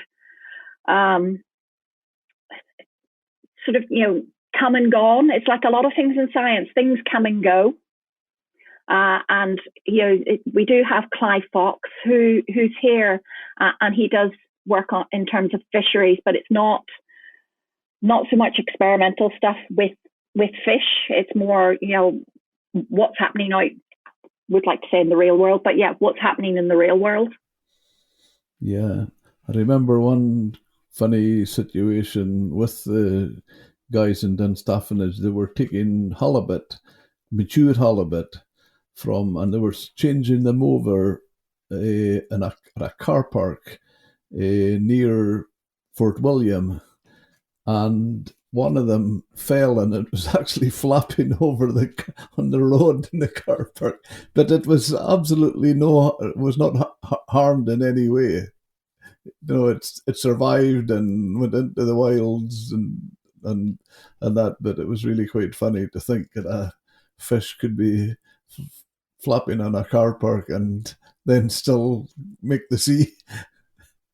So it's we have some of the researchers involved with skate, and it was on the news a while ago about the egg that finally hatched. So we have been involved, yeah, it sort of in that kind of research, and that was with Nature Scotland. Okay, yeah. And obviously your subject is seaweed, and I have to say that it's something that goes a long, long way with me. As a kid, I played in the rocks, and I a lasting memory for me. And I every time I'm in dulse, which is a seaweed I just think is an absolute fantastic seaweed. Every time I use it now, we use it in a restaurant. And but as a kid, my father used to take it home from the beaches, and in our front room, sitting room, he used to roast it in front of the fire. So you can imagine the smell in the sitting room, but no, it was what you did, and I still get that smell when I'm working with dulse. Yeah, it's a really nice seaweed. So it's we like to use Latin names because people have common names for seaweed, and they can vary depending where you're from. I mean, dulse, yeah, that's the same. The Irish use the word dulse. Okay. And it was sold where I originally from, a place called Bangor, and the fishmonger used to sell little paper bags of it, and he'd go out and gather it from a place called Donegal. And I have, when I was so I did a while in the West Midlands in Birmingham before I came up here to Sam's, and I used to, when I visited home, I used to buy a couple of bags for one of the other researchers in the lab in Birmingham, because he really loved it. He used to microwave it. So that is news now. That's wonderful. You actually sold it in bags. So yeah, I used to, it was less than it was 50p to a pound for a little paper bag. So yeah, and I think sometimes we miss that bit of tradition. So, I mean, dulse was used as well to dye Harris tweed at one stage. So I think we miss that bit of connection of our history with seaweed and where it was used and how it was used. Yeah. And what's the main uses you have for it now, Michele? So it varies. I mean, we're involved in a variety of different projects, and at the moment, one of the largest projects is a European funded project called Astral, and we're looking at cultivation of brown seaweeds, so the kelps, and that's linked into co-cultivation. So we actually have at the moment native oysters at the site, because brown seaweed cultivation. You have it there, you put it in early October, and then you harvest sort of late April, early May, and then the site's sitting there not doing anything. So we've got native oysters, and we were running a trial, or we have been running a trial between ourselves and our closest neighbour, who's an oyster farmer, and his system is the more traditional intertidal. We've been getting some really interesting results out, and the native oysters at the farm have done really well. And I say, just shows you can use the site for more than one thing. But I also grow sort of green seaweeds and reds. So I have done some work with dulse and cultivating it, because that's the problem. Or there's a slight issue. Some of the seaweeds get popular. The danger is you end up removing too much from an area, and something like dulse, it hasn't got what we would describe as a wide dispersal, geographical area wise, when it reproduces. So if you do get someone coming in and clearing an area, it could take it a while to come back into the area. So for us, cultivation's about trying to secure what's there, so trying to minimize potential environmental damage. And also it's interesting, from a science point of view, it's quite interesting to see how these seaweeds grow and how the environment actually affects what they do. So I did have a student who worked on pepper dulse, which is another red seaweed, and it's the taste it's harvested for, and that was really interesting about following how the environment, how it grows, how that then affects its flavour, and to get that flavour, and then can you mimic that with the growing conditions artificially, and you can, and again that just means if there's pressure on again that seaweed, then there's other alternative ways of growing it to try and remove the pressure on wild stocks. Yeah, and do you feel that any of the issues with the environmental impact or on affects them, or it's interesting what you're saying about the dulse. I'll keep calling it dulse if you don't mind. But no, it's fine. It's funny how I can exactly hear what you're saying, and I'm with you, because I remember the small fishing village I'm from originally, Helmsdale. There was a rock, and it was known as the Dulse Rock. You didn't get dulse on every rock. But nobody at that time, I'm talking 50s and 60s, and my father was younger, and they used it a lot for different things. Nobody cleaned the rock.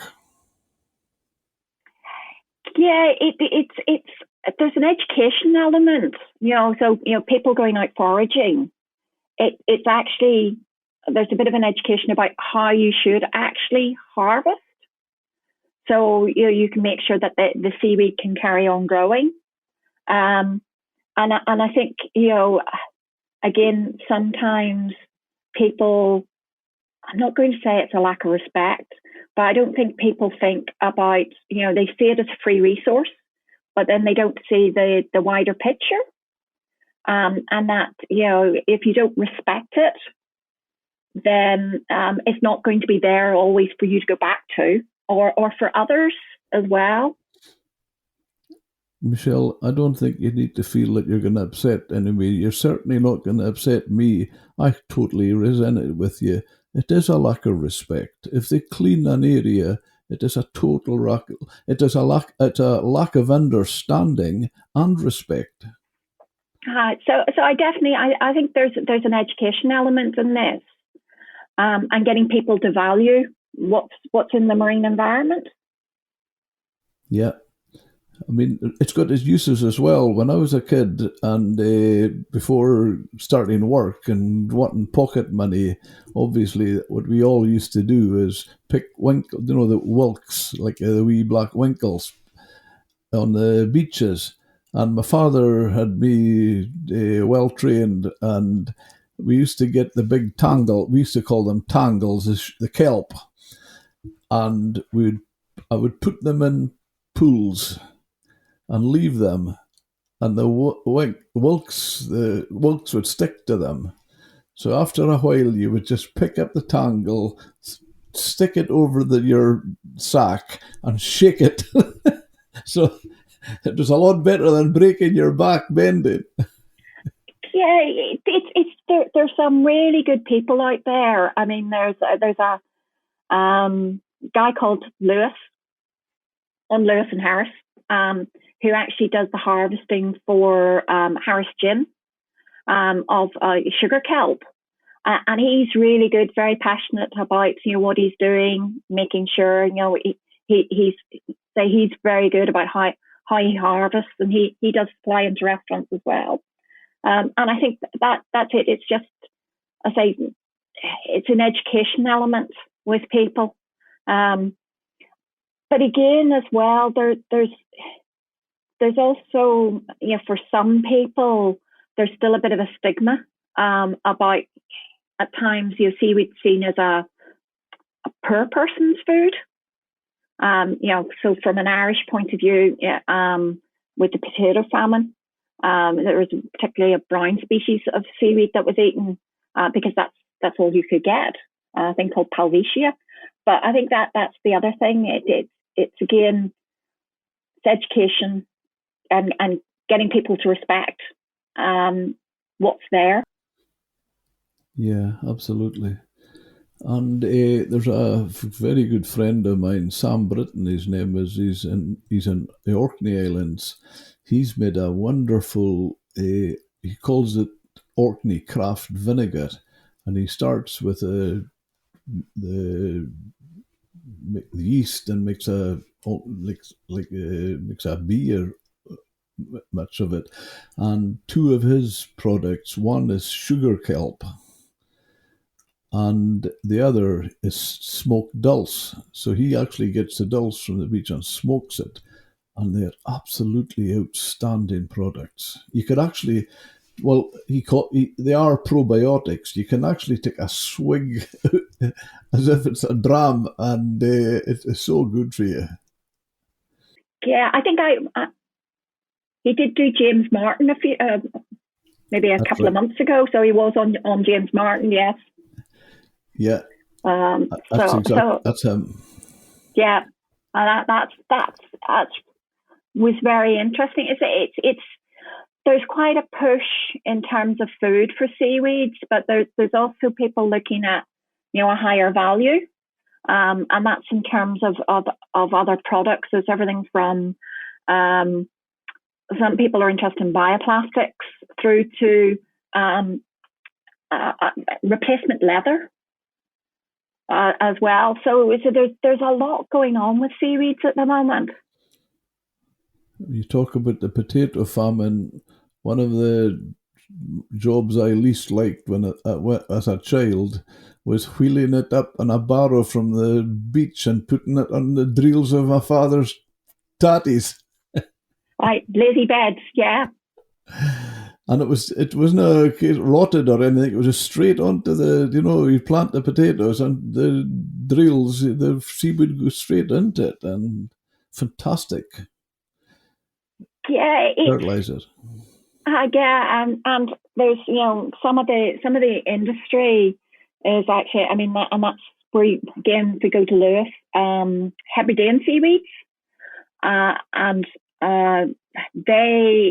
I visited their factory just before COVID shut down, so the February, and it was interesting because what they were doing, they harvest mainly ascophyllum, so rack, and they were converting the factory so they could get extract out of it, and that's a plant growth stimulant. So you're just expanding what they were actually doing with the seaweed. And again, for that sort of industry, they are very well regulated, and they're really good about how much material they're taking out, making sure again that it's regrowing, and they're minimizing any impact that they're having. Yeah,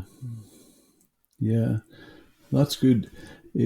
One of the things that I always feel it's a lack of understanding, as you said earlier, with the public when they're on a beach, is they just see seaweed when it tides out. They see it lying flat on a rock, and they think there's nothing to it. There's no life or anything, but I just think it's so interesting the fact that when the tide comes in, there's different heights, and some of them have the air. What's that ones with the air pockets? So the air bladder. So you get that with fucus.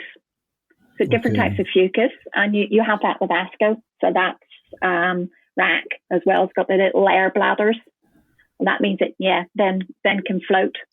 Yeah, and I just think it's amazing how for small fish and sea life in general, it's giving different cover and food and everything to a whole amount of different life. Yeah, and if you have a look at the kelp beds as well, it's fish nurseries, even has a role. You have a look. We had a student who did a study on Uist and the beaches at Uist, and you get a lot of seaweed. Storms come through. You get a lot of seaweed washed up in the beaches there, and even the role it plays environmentally, like ecologically, supporting even during the winter, because you get sort of 2 meter high kelp washed up on the beach, and that it's warm inside because it's starting to rot, and because it's warm, it means you get insects in it, and then you get seabirds coming in, migrating seabirds coming in and eating the insects. So it's even a roll that has, even when it's on a beach starting to rot, it has a roll. Yeah, that's fascinating. I never thought of that, but that's exactly right. And it's part. I mean, one of the other things I feel is so strongly about this is seagulls, seabirds, and when I almost cringe when I hear people trying to do like arrange culls and that, because they reckon that they're making a noise and they're dirty and they're going inland at times, further inland, but it's food that, I mean, it's like ourselves as humans, they're feeding young and looking after their families, and I think it's just outrageous. In fact, I go, maybe some people would say too far.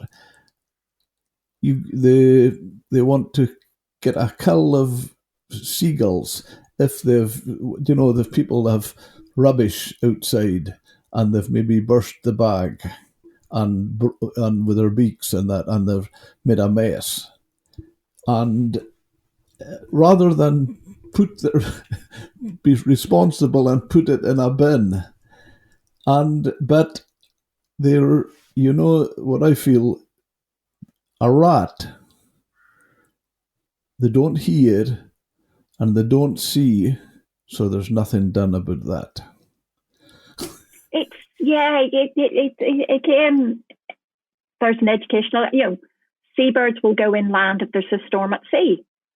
It's not an unheard occurrence. And you're right about rubbish. If the rubbish isn't put away properly and they're after food and it's easy food, then the seabirds are going to do it. Seagulls are going to do it. So it's easy food, rather than hunting for it. Yeah, if somebody's going to leave something that they can eat, they're going to do it. Yeah, I mean, I just can't imagine that a situation being on a beach, a harbour, a fishing village, and you don't hear the sound of seagulls. It would be. I wouldn't feel I was at the shore. No, you wouldn't. And the two go hand in hand. Absolutely, yeah. So is it in Oban you're based? So yes, we're just outside Oban. We're about 2-3 miles outside Oban. So yeah, it's a nice spot. We're right beside Dunstafnage Castle. Yeah. So it's quite good, and it's good for seaweed as well. We have what we describe as the back beach, and there's a couple of other beaches around us, and they're very good for seaweeds. So literally, you walk sort of a few hundred yards and you're on a beach. So, if you don't mind me asking, Michele, you arrive on a beach. What do you do? Oh, I go in for a paddle and have a look at the seaweed usually. Good on you. Good answer. It's usually in for it's in for a paddle. Have a look at the seaweed. I say it's interesting, and even how beaches change. The same beach changes every year. Have a look and see what's growing. And what would you do with, do you just monitor it, or do you pick some and? So there's some I eat. So there's some I eat. Others, is stuff, material we're working on. We're interested in how it's growing, how the environment affects each year, how it grows, and then trying to predict in a smarter fashion when to harvest. So if we're cultivating kelps, there's a bit of a tipping point about when you harvest it and when it's in good condition. And it's being smart about that. Can we monitor with a sensor buoy and that means then we're not having to take boats out every time, all the time. So can we start to reduce our carbon footprint with what we're doing? Yeah, and what all the is it for the end game with the seaweed? Oh, it depends on the species we're growing. A lot of it is, the interest is in food, but again, some of the interest is in the products. So we've just finished a project with University of Wolverhampton in the Midlands, and that's seeing if you could take the seaweed and byproducts of the seaweed. You're extracting something that's maybe a bit more valuable, and then using that as a basis for fermentation for a bacteria that produces a polymer that you can actually use for encapsulation of different compounds that you can actually eat. Yeah, yeah.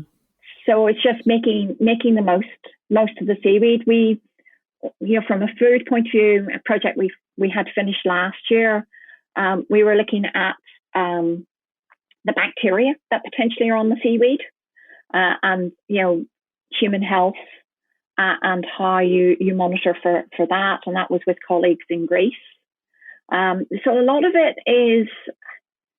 ranges everything from population genetics, so how diverse a population is in a particular area. And that's important if you're cultivating, because the last thing you want to do is have an impact on the wild populations that are there. So ensuring that you're using material that's from the same area. And actually the licenses have just changed, and you have to say in Scotland where your seeded line, where your seaweeds come from, which is good, through to what's actually in it and what potentially you can use it for. And we have done energy projects, and that's the last thing that you maybe want to do with the seaweed. That's like when you've got everything else that's interesting out of it. A thing called anaerobic digestion, so producing methane gas that you can then, I'm going to say burn, but you can actually use that to drive combined heat and power plants. So can you do that? Are you going to have to use it? Can you use the seaweed alongside other materials, biomass that's going into that sort of system? At the moment, I've got a project we have a small company, a micro SME that's on our site called Crew Bag, and that does work textiles. And we're looking again at using dulse for dyeing wool. So it can be quite a variety of different things happen. Yeah. One of the things you'll be able to know more about it than me, but one of the things I was fascinated with, and it was only later in life that I almost stumbled across it. I was, the seaweed that the Japanese made famous, nori. Ah, yes, nori, yeah. And obviously use it in sushi and stuff like that. Well, I have there's certain rocks that I've got it. We find it up our way. But one of the things that absolutely staggered me, and I didn't really think of it before, it's very seasonal. Yeah, so that's an interesting one, because that's lava bread as well in Wales. And it is very seasonal. And actually in Wales they used to have drying huts along the coastline that they used to harvest it and would air dry it. There's only one hut left, but it's the same seaweed. And yeah, it is. So seaweeds do have a seasonality to them.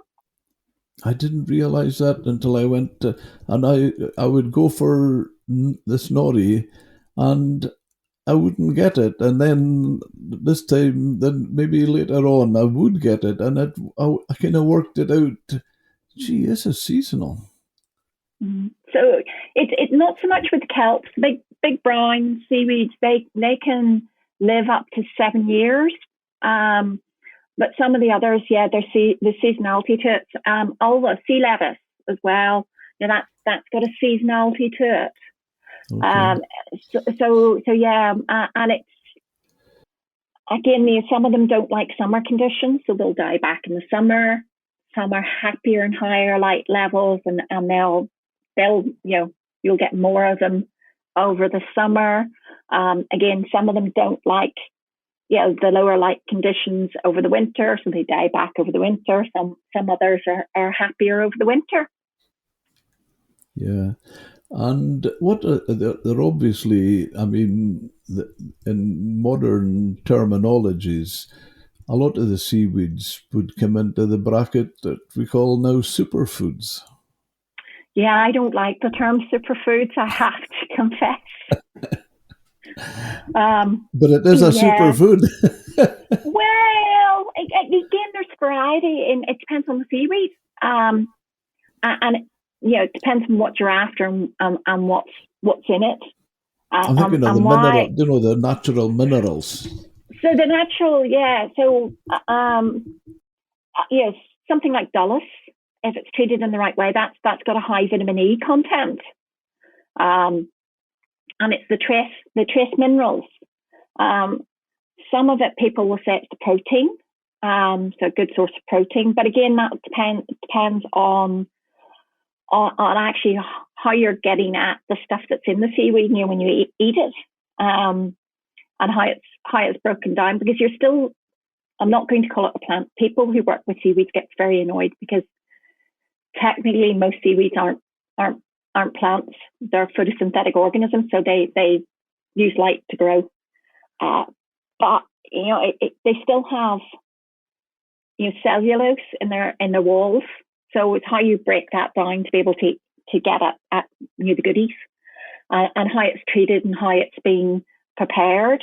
So something like nori, I mean that we went to a conference in South Korea a few years ago, and we did the tour and went to Wondo, which is the main seaweed growing area in South Korea, and it was brilliant. So we went to a nori factory, and it's even how that how the material's treated. It's heated, chopped, and then it's formed into those squares that you recognize as nori. So it goes from being red to green.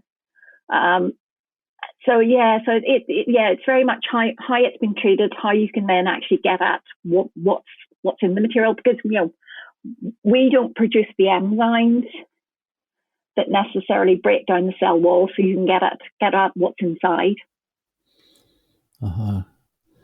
And another modernism, which I actually think it's quite good to a degree as well, although I don't like a lot of the new sort of ways with things like seaweed. But I think some of the chefs really, and they've given it names. Like, I mean, the green seaweed, we got a lot in the rocks.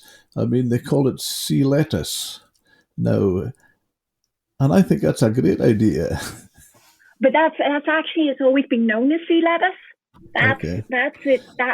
Yeah. So it's a species called Alva lactuca. It's a great one because I don't know whether you remember back to the Beijing Olympics. Oh yeah. And there were where they were holding the yachting events, and there was these pictures of all this green seaweed, and that was sea lettuce. Okay. That had to be cleared out of the way before they could actually hold the event. It's an interesting seaweed, and it's quite a good. It grows. If it's got enough nutrients, it will cause blooms. Is the best way of describing it. But it's one of the it's an interesting one. It's fascinating just listening to you, Michele, and it's almost like plant life. Do you reckon that all the different seaweeds have all different minerals and nutrition? So they all have at a very basic level, they all have protein, sugars, lipids, and then they have their pigments. And that's at a very basic level. But those levels of those compounds vary depending on the species, can vary depending on the time of year you're harvesting. And then they have other trace minerals, trace compounds in there that can affect the flavour. And again, there's time of year when you harvest, best times, not so good times. There's things like iodine content. So if you get too high on iodine content, then the seaweed can taste bitter. So there's a great deal of variety. I mean, I don't think people realise that the environment has an impact on how the seaweed grows and whether it can get everything that it needs to grow. And then that varies depending on the time of year, and that's like anything on land as well. There's a seasonality to it. That's what I think is maybe not so widely known about seaweed, because it's taken for granted, really, I suppose. It's just lying on the beach. Yeah, it is, and it's again, it is quite fascinating, because people think, it's just there, lying on the beach, not really doing anything.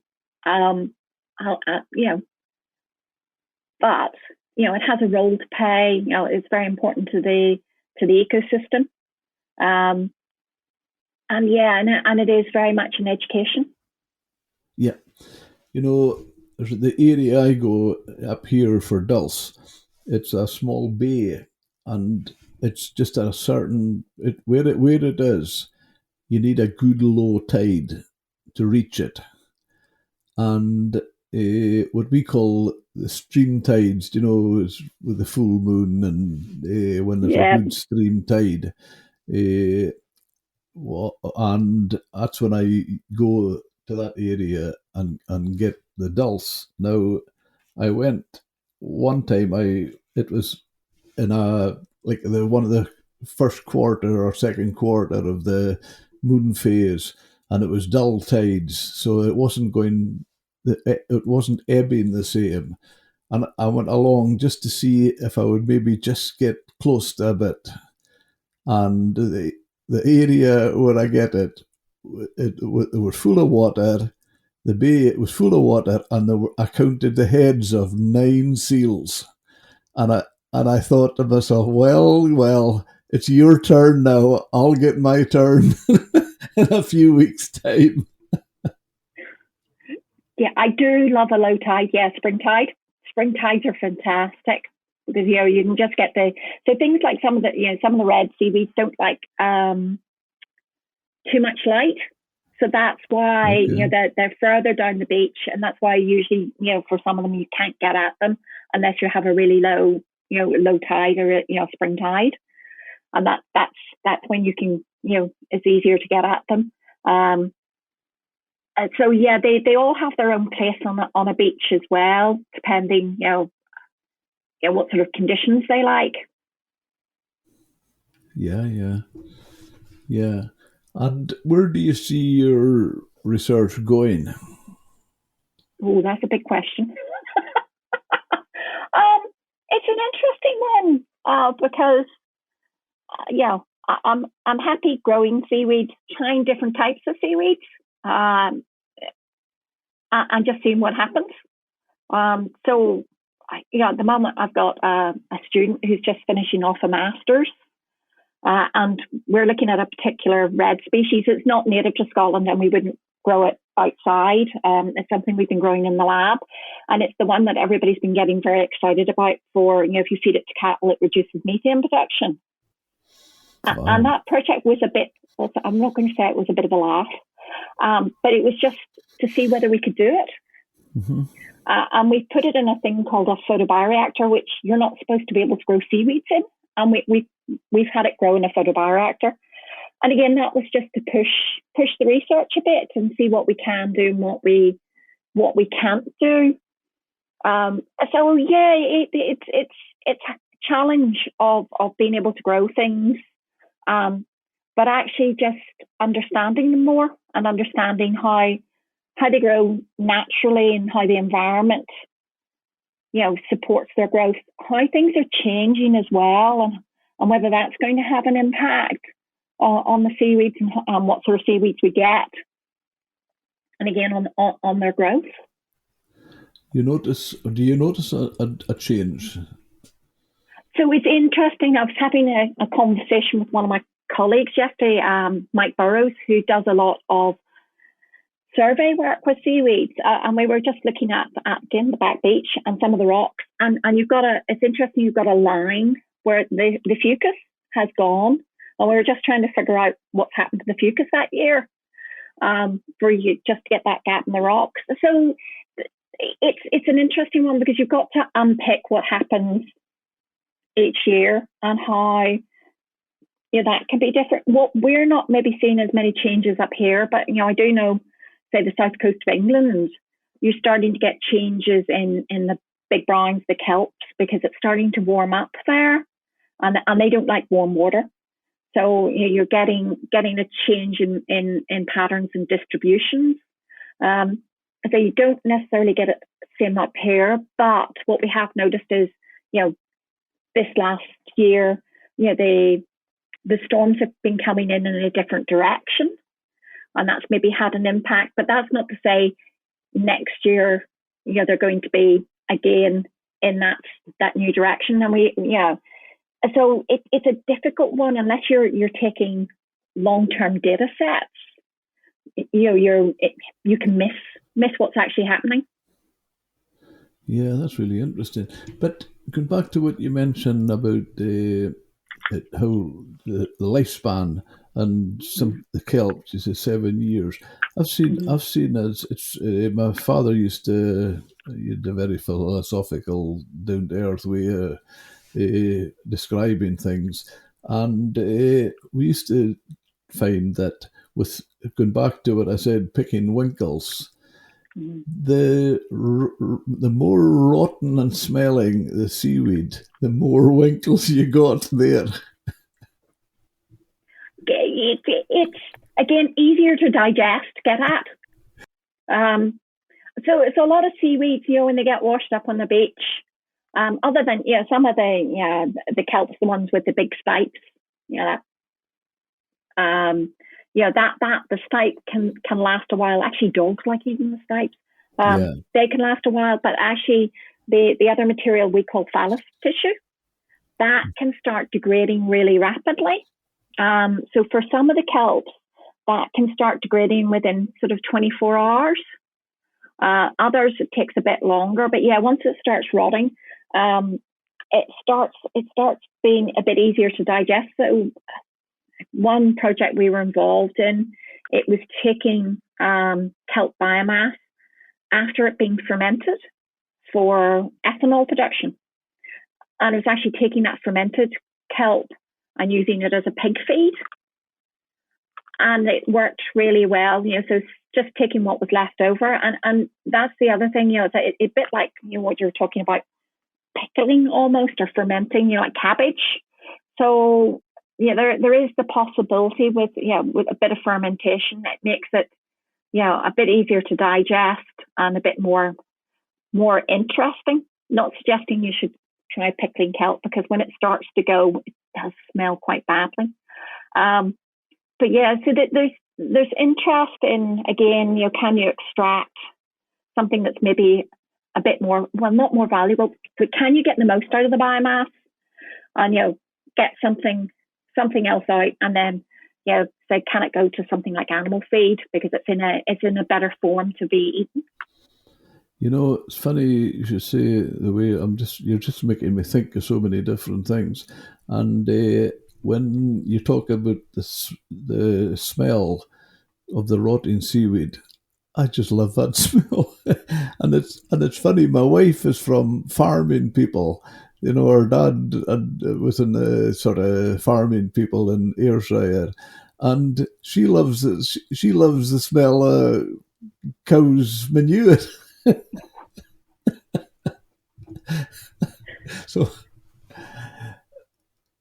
It's it's that smell. I mean, it's even the smell. It's just very, for childhood memories. It just brings that back. I think for a lot of people who've spent, did spend a lot of their childhood on beaches, it's just that sea smell just brings it all back. Yeah, but latching on to another thing that you say there, which I find really interesting. A real bone of contention with our fishermen, as I say, the UK, is there's industrial fishing for sand eels, for the Danes mainly. They're industrial fishing for sand eels up our east coast, which is the food.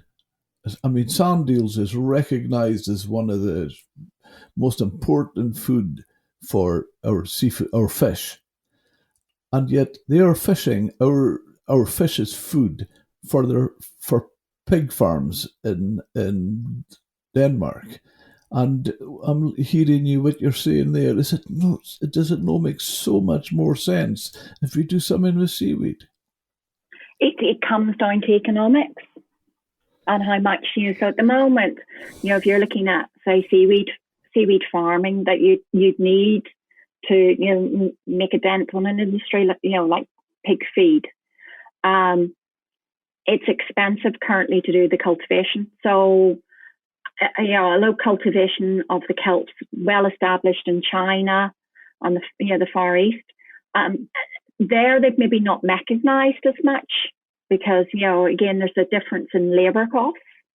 And what we're doing now, and what people are thinking of is how do you mechanise it, how you make it cheaper to do it, and moving that cost. But there's also, again, I think people miss the whole thing. There's a conversation, and it's interesting. There's a farm now, Southwest Mull and Iona Community Development, and they have a seaweed farm, and this is their first year. And it's interesting there because it's community. They had a conversation with the local fishermen, and they actually asked them not to put the farm in the first place, and that was fine because it's a conversation, and they had a conversation. They listened to each other, and I think that's the whole problem sometimes of there's not that communication right at the beginning before someone decides it's a good idea, and they moved their farm, and it's worked. And it means everybody's being good neighbours to each other, as in they're having that conversation. But it's getting things to a stage where you've got a viable alternative, say, for fishermen. And again, there's having that conversation early on, rather than going along to people and going, really good idea, do it, rather than having a conversation with them and thinking of, what do you think? Mm-hmm. What's the pros? What's the cons? How do you think we could do this together? And I think that's something we do need in the marine environment, having those joint conversations. That's so important. I think that's a fantastic idea. And is this just in its first year? Oh, for work we're doing. I mean, we've been seaweed growing. No, sorry, I meant the farming. Oh, the farming. So the Mull farm, that's their first year. You've got a community trust up in Barra as well. I'm not sure whether they put in material this year. So you've got along the west coast, you've got farms starting. There's another one on Skye, and that's kelp crofting. There's one on Arkamerkin, the peninsula there. You've got New Wave Foods off the little island called Kerrer here in Oban. So you're starting to get more and more people interested in actually growing seaweed and setting up farms. What's happening in Kerrer? So they're at the end of I say Kerr, it's south of Kerr. So they've been growing for the last few years. So they're interested in putting the seaweed into food. So I think they've actually put it into crisps. Okay. So they're interested in food applications. There's a company up here started, Shore, their name is. So they're the same company. Oh, yeah, So they do. yeah.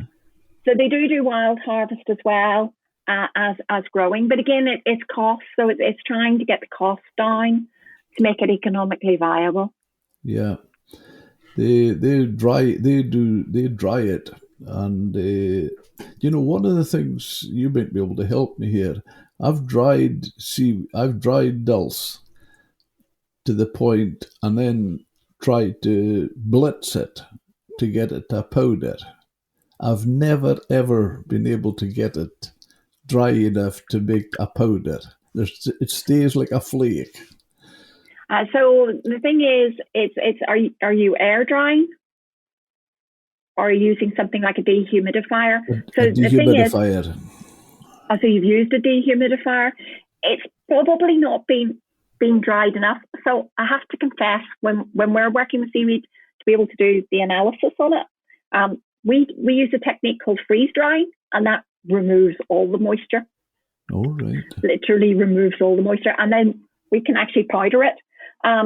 It comes down to, there's probably still some residual moisture in it, and that's why it doesn't want to sort of blend. I mean, we've used everything from a coffee grinder, yeah, to a blender to get it to go powdery. I know all about that. So it's probably still got some residual moisture in it, and that's why it doesn't want to go to a powder. It certainly defies everything I've tried anyway. But I love eating it, even whether it's dry form or on the beach. I just love the taste. I love the taste. And it's really interesting from what you're saying, Michele, because there's obviously quite a bit going on with seaweed. Yeah, there is. I mean, it's the very popular thing to be doing at the moment, and there's lots of people looking at setting up farms, and also there's interest in growing. Dulse at the moment.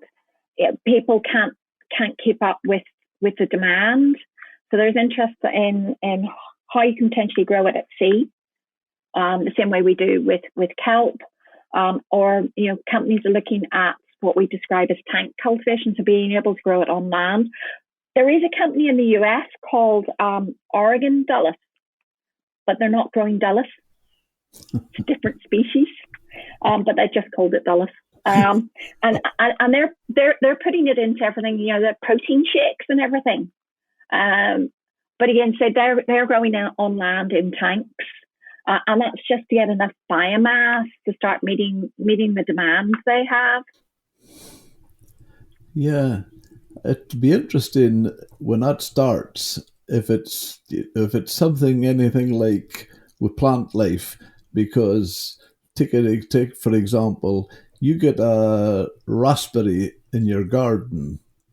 Okay, it's nice, but never is it compared to when you get them wild in a bush. It's that thing. It's whether you're it's the variety, whether you're replicating what's growing in the wild, and that's that. There's questions coming up for seaweed in terms of again, China, because it's a very well established industry. They already do what we describe as selective breeding, so the same way we do with plants that you would buy in the garden centre. It's a variety. It's been bred. So there's questions now, within the UK, in Europe, selective breeding. Is that how you want to go with seaweeds? Do you actually want to have a monoculture the same way you would have with agriculture? And we're slightly different. I think people miss, so within a Scottish context, I have to show what I'm growing is from the local area originally. and that helps with wild stocks and helps not having an impact. But again, it's not really a monoculture because we have all our lines and moorings in, and we don't clear that off, and you get seaweeds and other things come in naturally, and they grow on the structures. So it's not something we clear off. We leave it there, and there's that whole question as well. When you start putting structures in the water, what else is growing on there, and does that help the biodiversity in an area, and help the other organisms that's there? Yeah. It sounds as if Mother Nature still has a hand in it as well. Yeah, and I think there should be a respect for that. I think for some people who think seaweed, there's a whole thing called blue carbon, and that's all to do with seaweed, whether it captures carbon and how much, and people are using that at the moment as leverage for growing seaweed, and it's an interesting one because they don't understand that the full life cycle of a kelp or a seaweed, where you grow, the site selection. So it's like anything, it's choosing the appropriate area. If you're going to grow, cultivate. It's growing in an area that's going to support, the species you want to grow. And that mightn't be, could be that it may not be the same species I'm growing where we are, because it's not suited to that area. And again, how it grows, seasonality to it. And what you want the biomass for right at the end, why you're doing it and what do you want to use it for? Because again, that's going to be down to what the environmental conditions are, how long you grow it for, again, you're getting year-on-year variation because you're out in the sea and things vary every year. Would the seabed structure have a hand to play in it with those type of rocks and things like that? So no, for how you're growing, you're not relying on the seafloor. Again, there is a question of again where you choose to grow, because you could be causing shading. There's a kelp bed underneath you. I mean, for what we do, we know that under our farm there isn't any other seaweeds. We've got a kelp bed beside us because that's nice and rocky and it grows there. But actually under the farm, because it's quite sandy, we don't have any kelp that grows underneath the farm, so we're not having that impact on the shading. So again, it's all about site selection, but there's a whole thing on scale as well, how large you're growing, how big a scale you're growing on. And again, respecting the environment, because there's what we would describe as carrying capacity. So that's how much nutrients is in there, how much of that nutrients is actually supporting maybe local populations. And then that potentially dictates how much seaweed you can grow. So you're not damaging or not competing. The local populations aren't competing for how much biomass you want to grow. That's interesting because I'm thinking when I'm, on the beach and when, it's, you lift a bit of seaweed and there's crabs, small crabs, you've disturbed them. So they're looking for cover and lots and lots of wildlife. Mm-hmm. So important.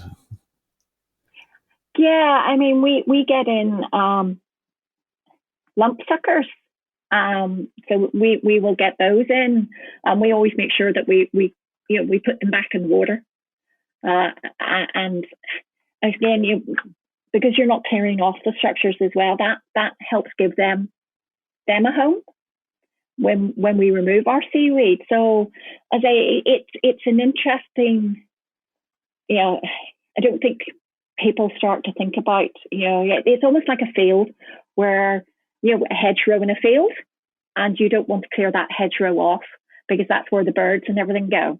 It's a similar thing, it's having those mooring structures in, and having other things grow on it, and it's like the seaweed farm hedgerow. It's a great description because that's exactly what it is. Yeah, And yeah. and the farms are the hedges are so important. They're not. I don't think there's enough of them nowadays. No, we got away from that. And again, it's a difficult one because when you're looking at food and scales needed and what we're growing and how we grow, it's always that difficult conversation. Again, it gets back to economics and how much it costs to do it. And if you're if you're a large farm, potentially, having that hedge in the way it costs you money because you have to go round it and you can't just do a straight line. Yeah, yeah.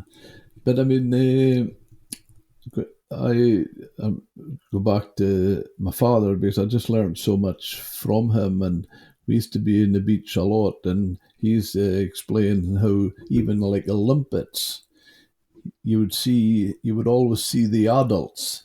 It was like, people don't associate them with families, but it was like that. And he says if you're breaking them off to use them, eat them, there's certain ones you take and ones you leave. Yeah, and that again is it's realizing it's an education thing. It's being more in sync with the environment and what's going on, and where you should be taking, potentially if you're going to take material, where you're taking it from, being responsible in how you're doing it, and actually trying to minimize any impact that you're going to have. Yeah, yeah. Would do the like of when you mentioned oyster farm and that, would they use seaweed? So not really, no, because the oysters eat microalgae, and there are advantages in co-cultivating them together. And the oysters we were growing were native oysters. So native oysters are very slow growing, not like the Pacifics. And again, that's interesting for us because if we can leave them at the site just to grow, and it's just cleaning off the baskets that they're in, it's the minimum amount that you have to do to support them. So no, but John Hamilton, so it's Loughnell Oysters is our closest neighbour. He is interested in setting up his own seaweed farm with oysters and doing that co-location. But there's some evidence that at a local level, if we're looking at, because of CO2 increases, the oceans potentially are getting more acidic. And for something like a shellfish, that's bad because the shell actually gets softer. And there's some work being done in China again about the co-location with something like oysters and the seaweed. So as the seaweed grows, it takes in CO2 but releases out oxygen. And at a very local level, potentially, you've got you're starting to mitigate very, very slightly against those pH changes, and then that helps potentially helps the shellfish. So there's again been work done in America where they've been planting seagrass beds. Again, another plant that's taking in CO2 to help their local oyster industries get over any effects that they're starting to have with ocean acidification and the shellfish shells getting softer and impacting on their growth. It's almost making it sound like what a gardener would call buddy plant. It's exactly that, and this is the whole thing as well. Seaweed cultivation is agriculture. It's you're growing something. You need to be aware of the environment, how that impacts on what you're trying to grow, and then the potential impacts you're having as well, and how you minimize those. Absolutely, yeah. I've had a podcast recently with a fisheries scientist in Iceland, And one of the points he was making is that when they're looking to try to assess the stocks, fish stocks, some of the more they maybe go to sea and count species and try to assess the stocks that way. But he's of the mind. He says that's just looking at a computer. As it's as good as the person that put the information in.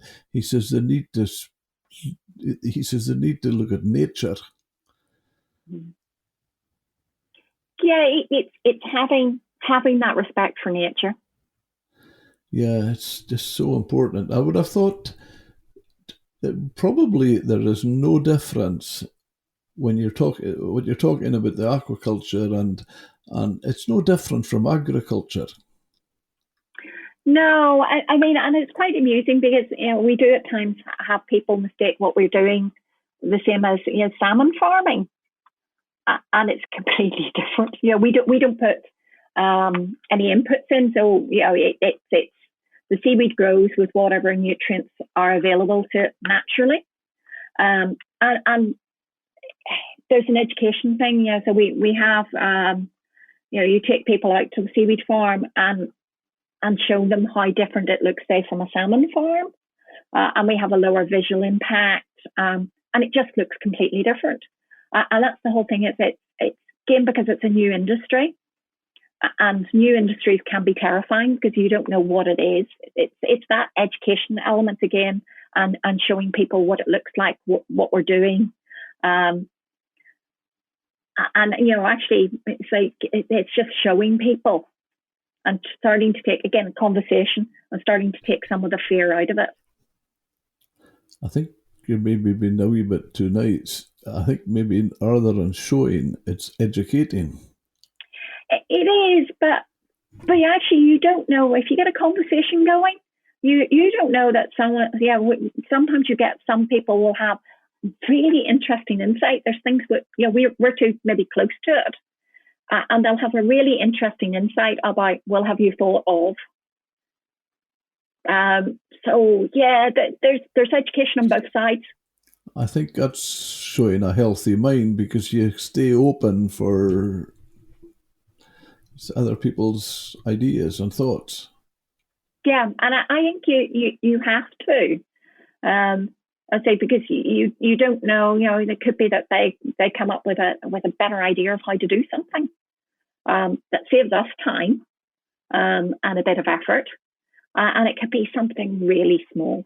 It can be, have you thought of using a different way of attaching on the lines? We have changed how we put, so we seed line in what we call a nursery, and we've changed. We were using pipes, just plastic pipes, down pipes, drainage, drain pipes, and we've gone for a different diameter now, a smaller diameter, and that's easier for people to deploy. And that was with a conversation with someone who was deploying our seaweed. Have you thought of?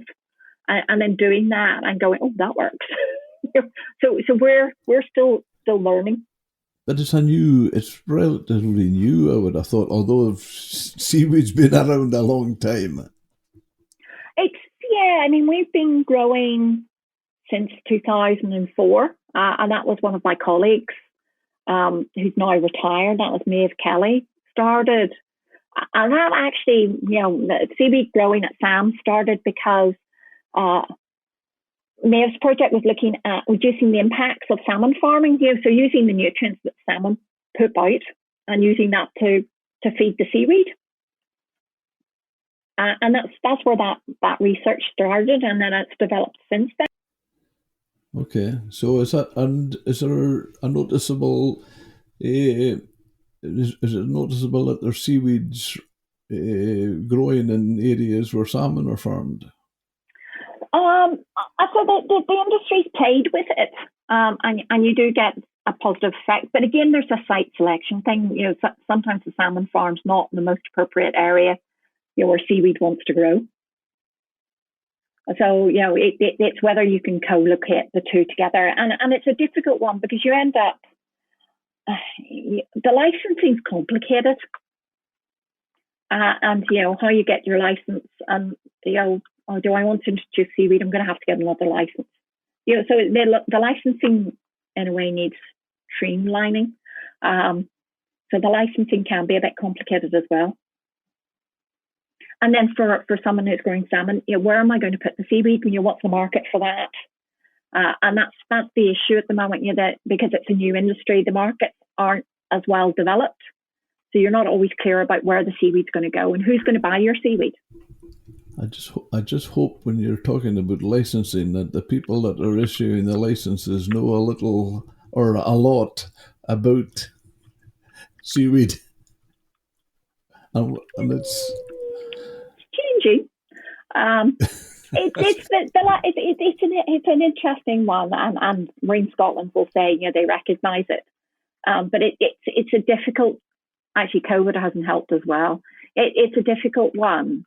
And I think it's matching up the policy to the licensing, and there's times a slight gap between what the policy says and what how the licensing's been done, and the licensing, because again it's a new industry, the licensing changes and it's keeping up with that. So we have a license.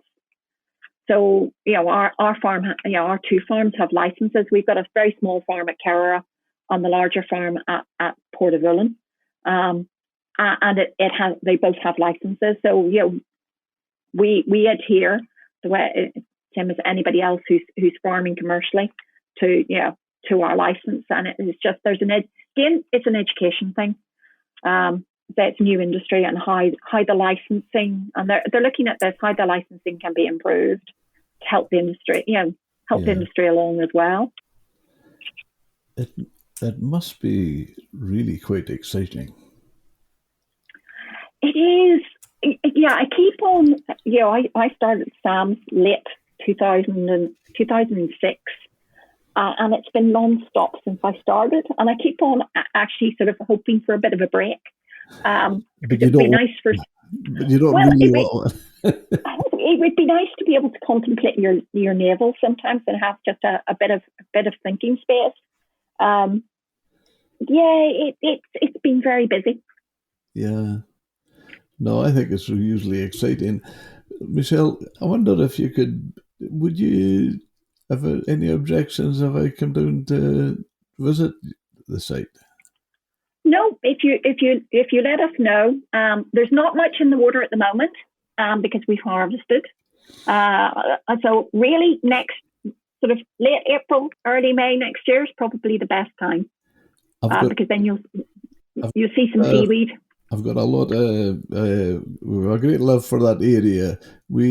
If I was to say, my wife and I, we honeymooned in Oban 51 years ago. And I've got a lot of good friends, fishermen down there. So it's an area we love visiting, and I would really love to come and see what you're doing. No, if you let us know, I wouldn't advise at the moment because there's nothing in the water really. Yeah. But round about sort of April, May next year. So we'll have material in the water. So do you mind if maybe before then I call you and we could come down through April? Yeah, just let us know. That. Weather dependent, we can plan it out depending on the weather. But of course, I'm from the fishing industry. We know all about weather dependency. Oh yes, weather dependent. Yeah, so that's the other thing. We are weather dependent. The whole fishing is. The whole industry is fishing. Anything to do with the sea. It's all weather dependent. So let us know and we can arrange something. It's Mother Nature, and I often say I just hope we never ever find out how she works because we'll screw it up. not we as you and I, but as people. Oh, yeah. But no, so get in touch with us, and I'm sure we can arrange something. Michele, we've been talking over an hour here, and many a person would say, "Well, how on earth could you talk for an hour about seaweed, but I've just found it so fascinating, and I can actually see your passion coming through, and I can hear it. I think it's wonderful what you're doing. I think it's brilliant, and you must be feel so lucky to be doing such a positive thing with nature dependency as well. Yeah, it's yeah, it's great, and it's interesting to be at something that's just starting. And there's still so much we don't know. And from my point of view, establishing a new industry, I want to see that it does get established, but I want to see that it gets established in the right way, and that we bring everybody along with it. It's not a case of because it's very community. County has a very community based. And so you just have to look at Southwest Mull, and it's just if we can bring everybody along with it, that's great as well. Absolutely. I mean, you were saying there about the pig farming when you say the cost. Yes, and everything does come down to a cost at the end of the day. But just imagine the cost of taking all the sand eels, fishing out the sand eels where our fish haven't got their natural food. Well, what cost is that? But again, it's an education thing, and there's not always that. Yeah, it's a difficult one because people's livings depend on that. There's not maybe the sort of thinking ahead, which is not necessarily that community's fault, because if you're not providing them with an alternative, and that's their livelihood. And again, you can argue it out that, if you keep on doing it, you won't have a livelihood in 10, 20 years or whatever time. But it's difficult for people to what's my alternative? What you're giving me as an alternative?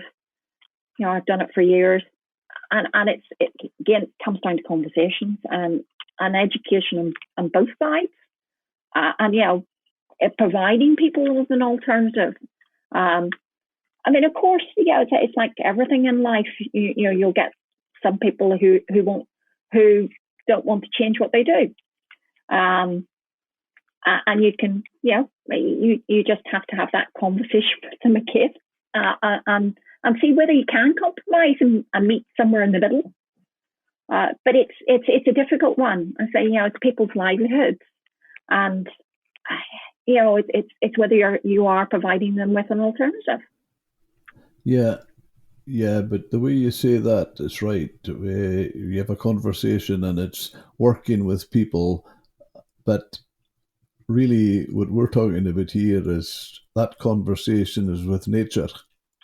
Yeah, the conversation is with nature. And I think, again, that sometimes people don't recognise that.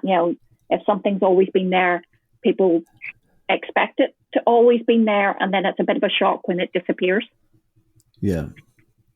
But places that are dependent are aware of that. The Faroese, I've used in my fishing days. I've done a lot of business in the Faroes, and they jokingly describe as a land of maybe, because maybe it'll be stormy and the boat won't sail. Maybe it'll be okay and it will sail. Yeah, I visited the Faroes. It's a nice place. Oh, I just think it's. So yeah, it's a nice place. Lovely people. It's just having that conversation, and what's the alternative? Is there an alternative? Have you thought of? Yeah, it's having the conversation. If you don't mind me saying it, Michele, I can just picture you, welly boots, sitting on a rock on the beach, talking, asking Mother Nature. It's lovely. Well, if I think we'll wrap it up, and can't but thank you so much. I've really, really been fascinated with the conversation, and I think it's admirable what you're doing, and what a fantastic job.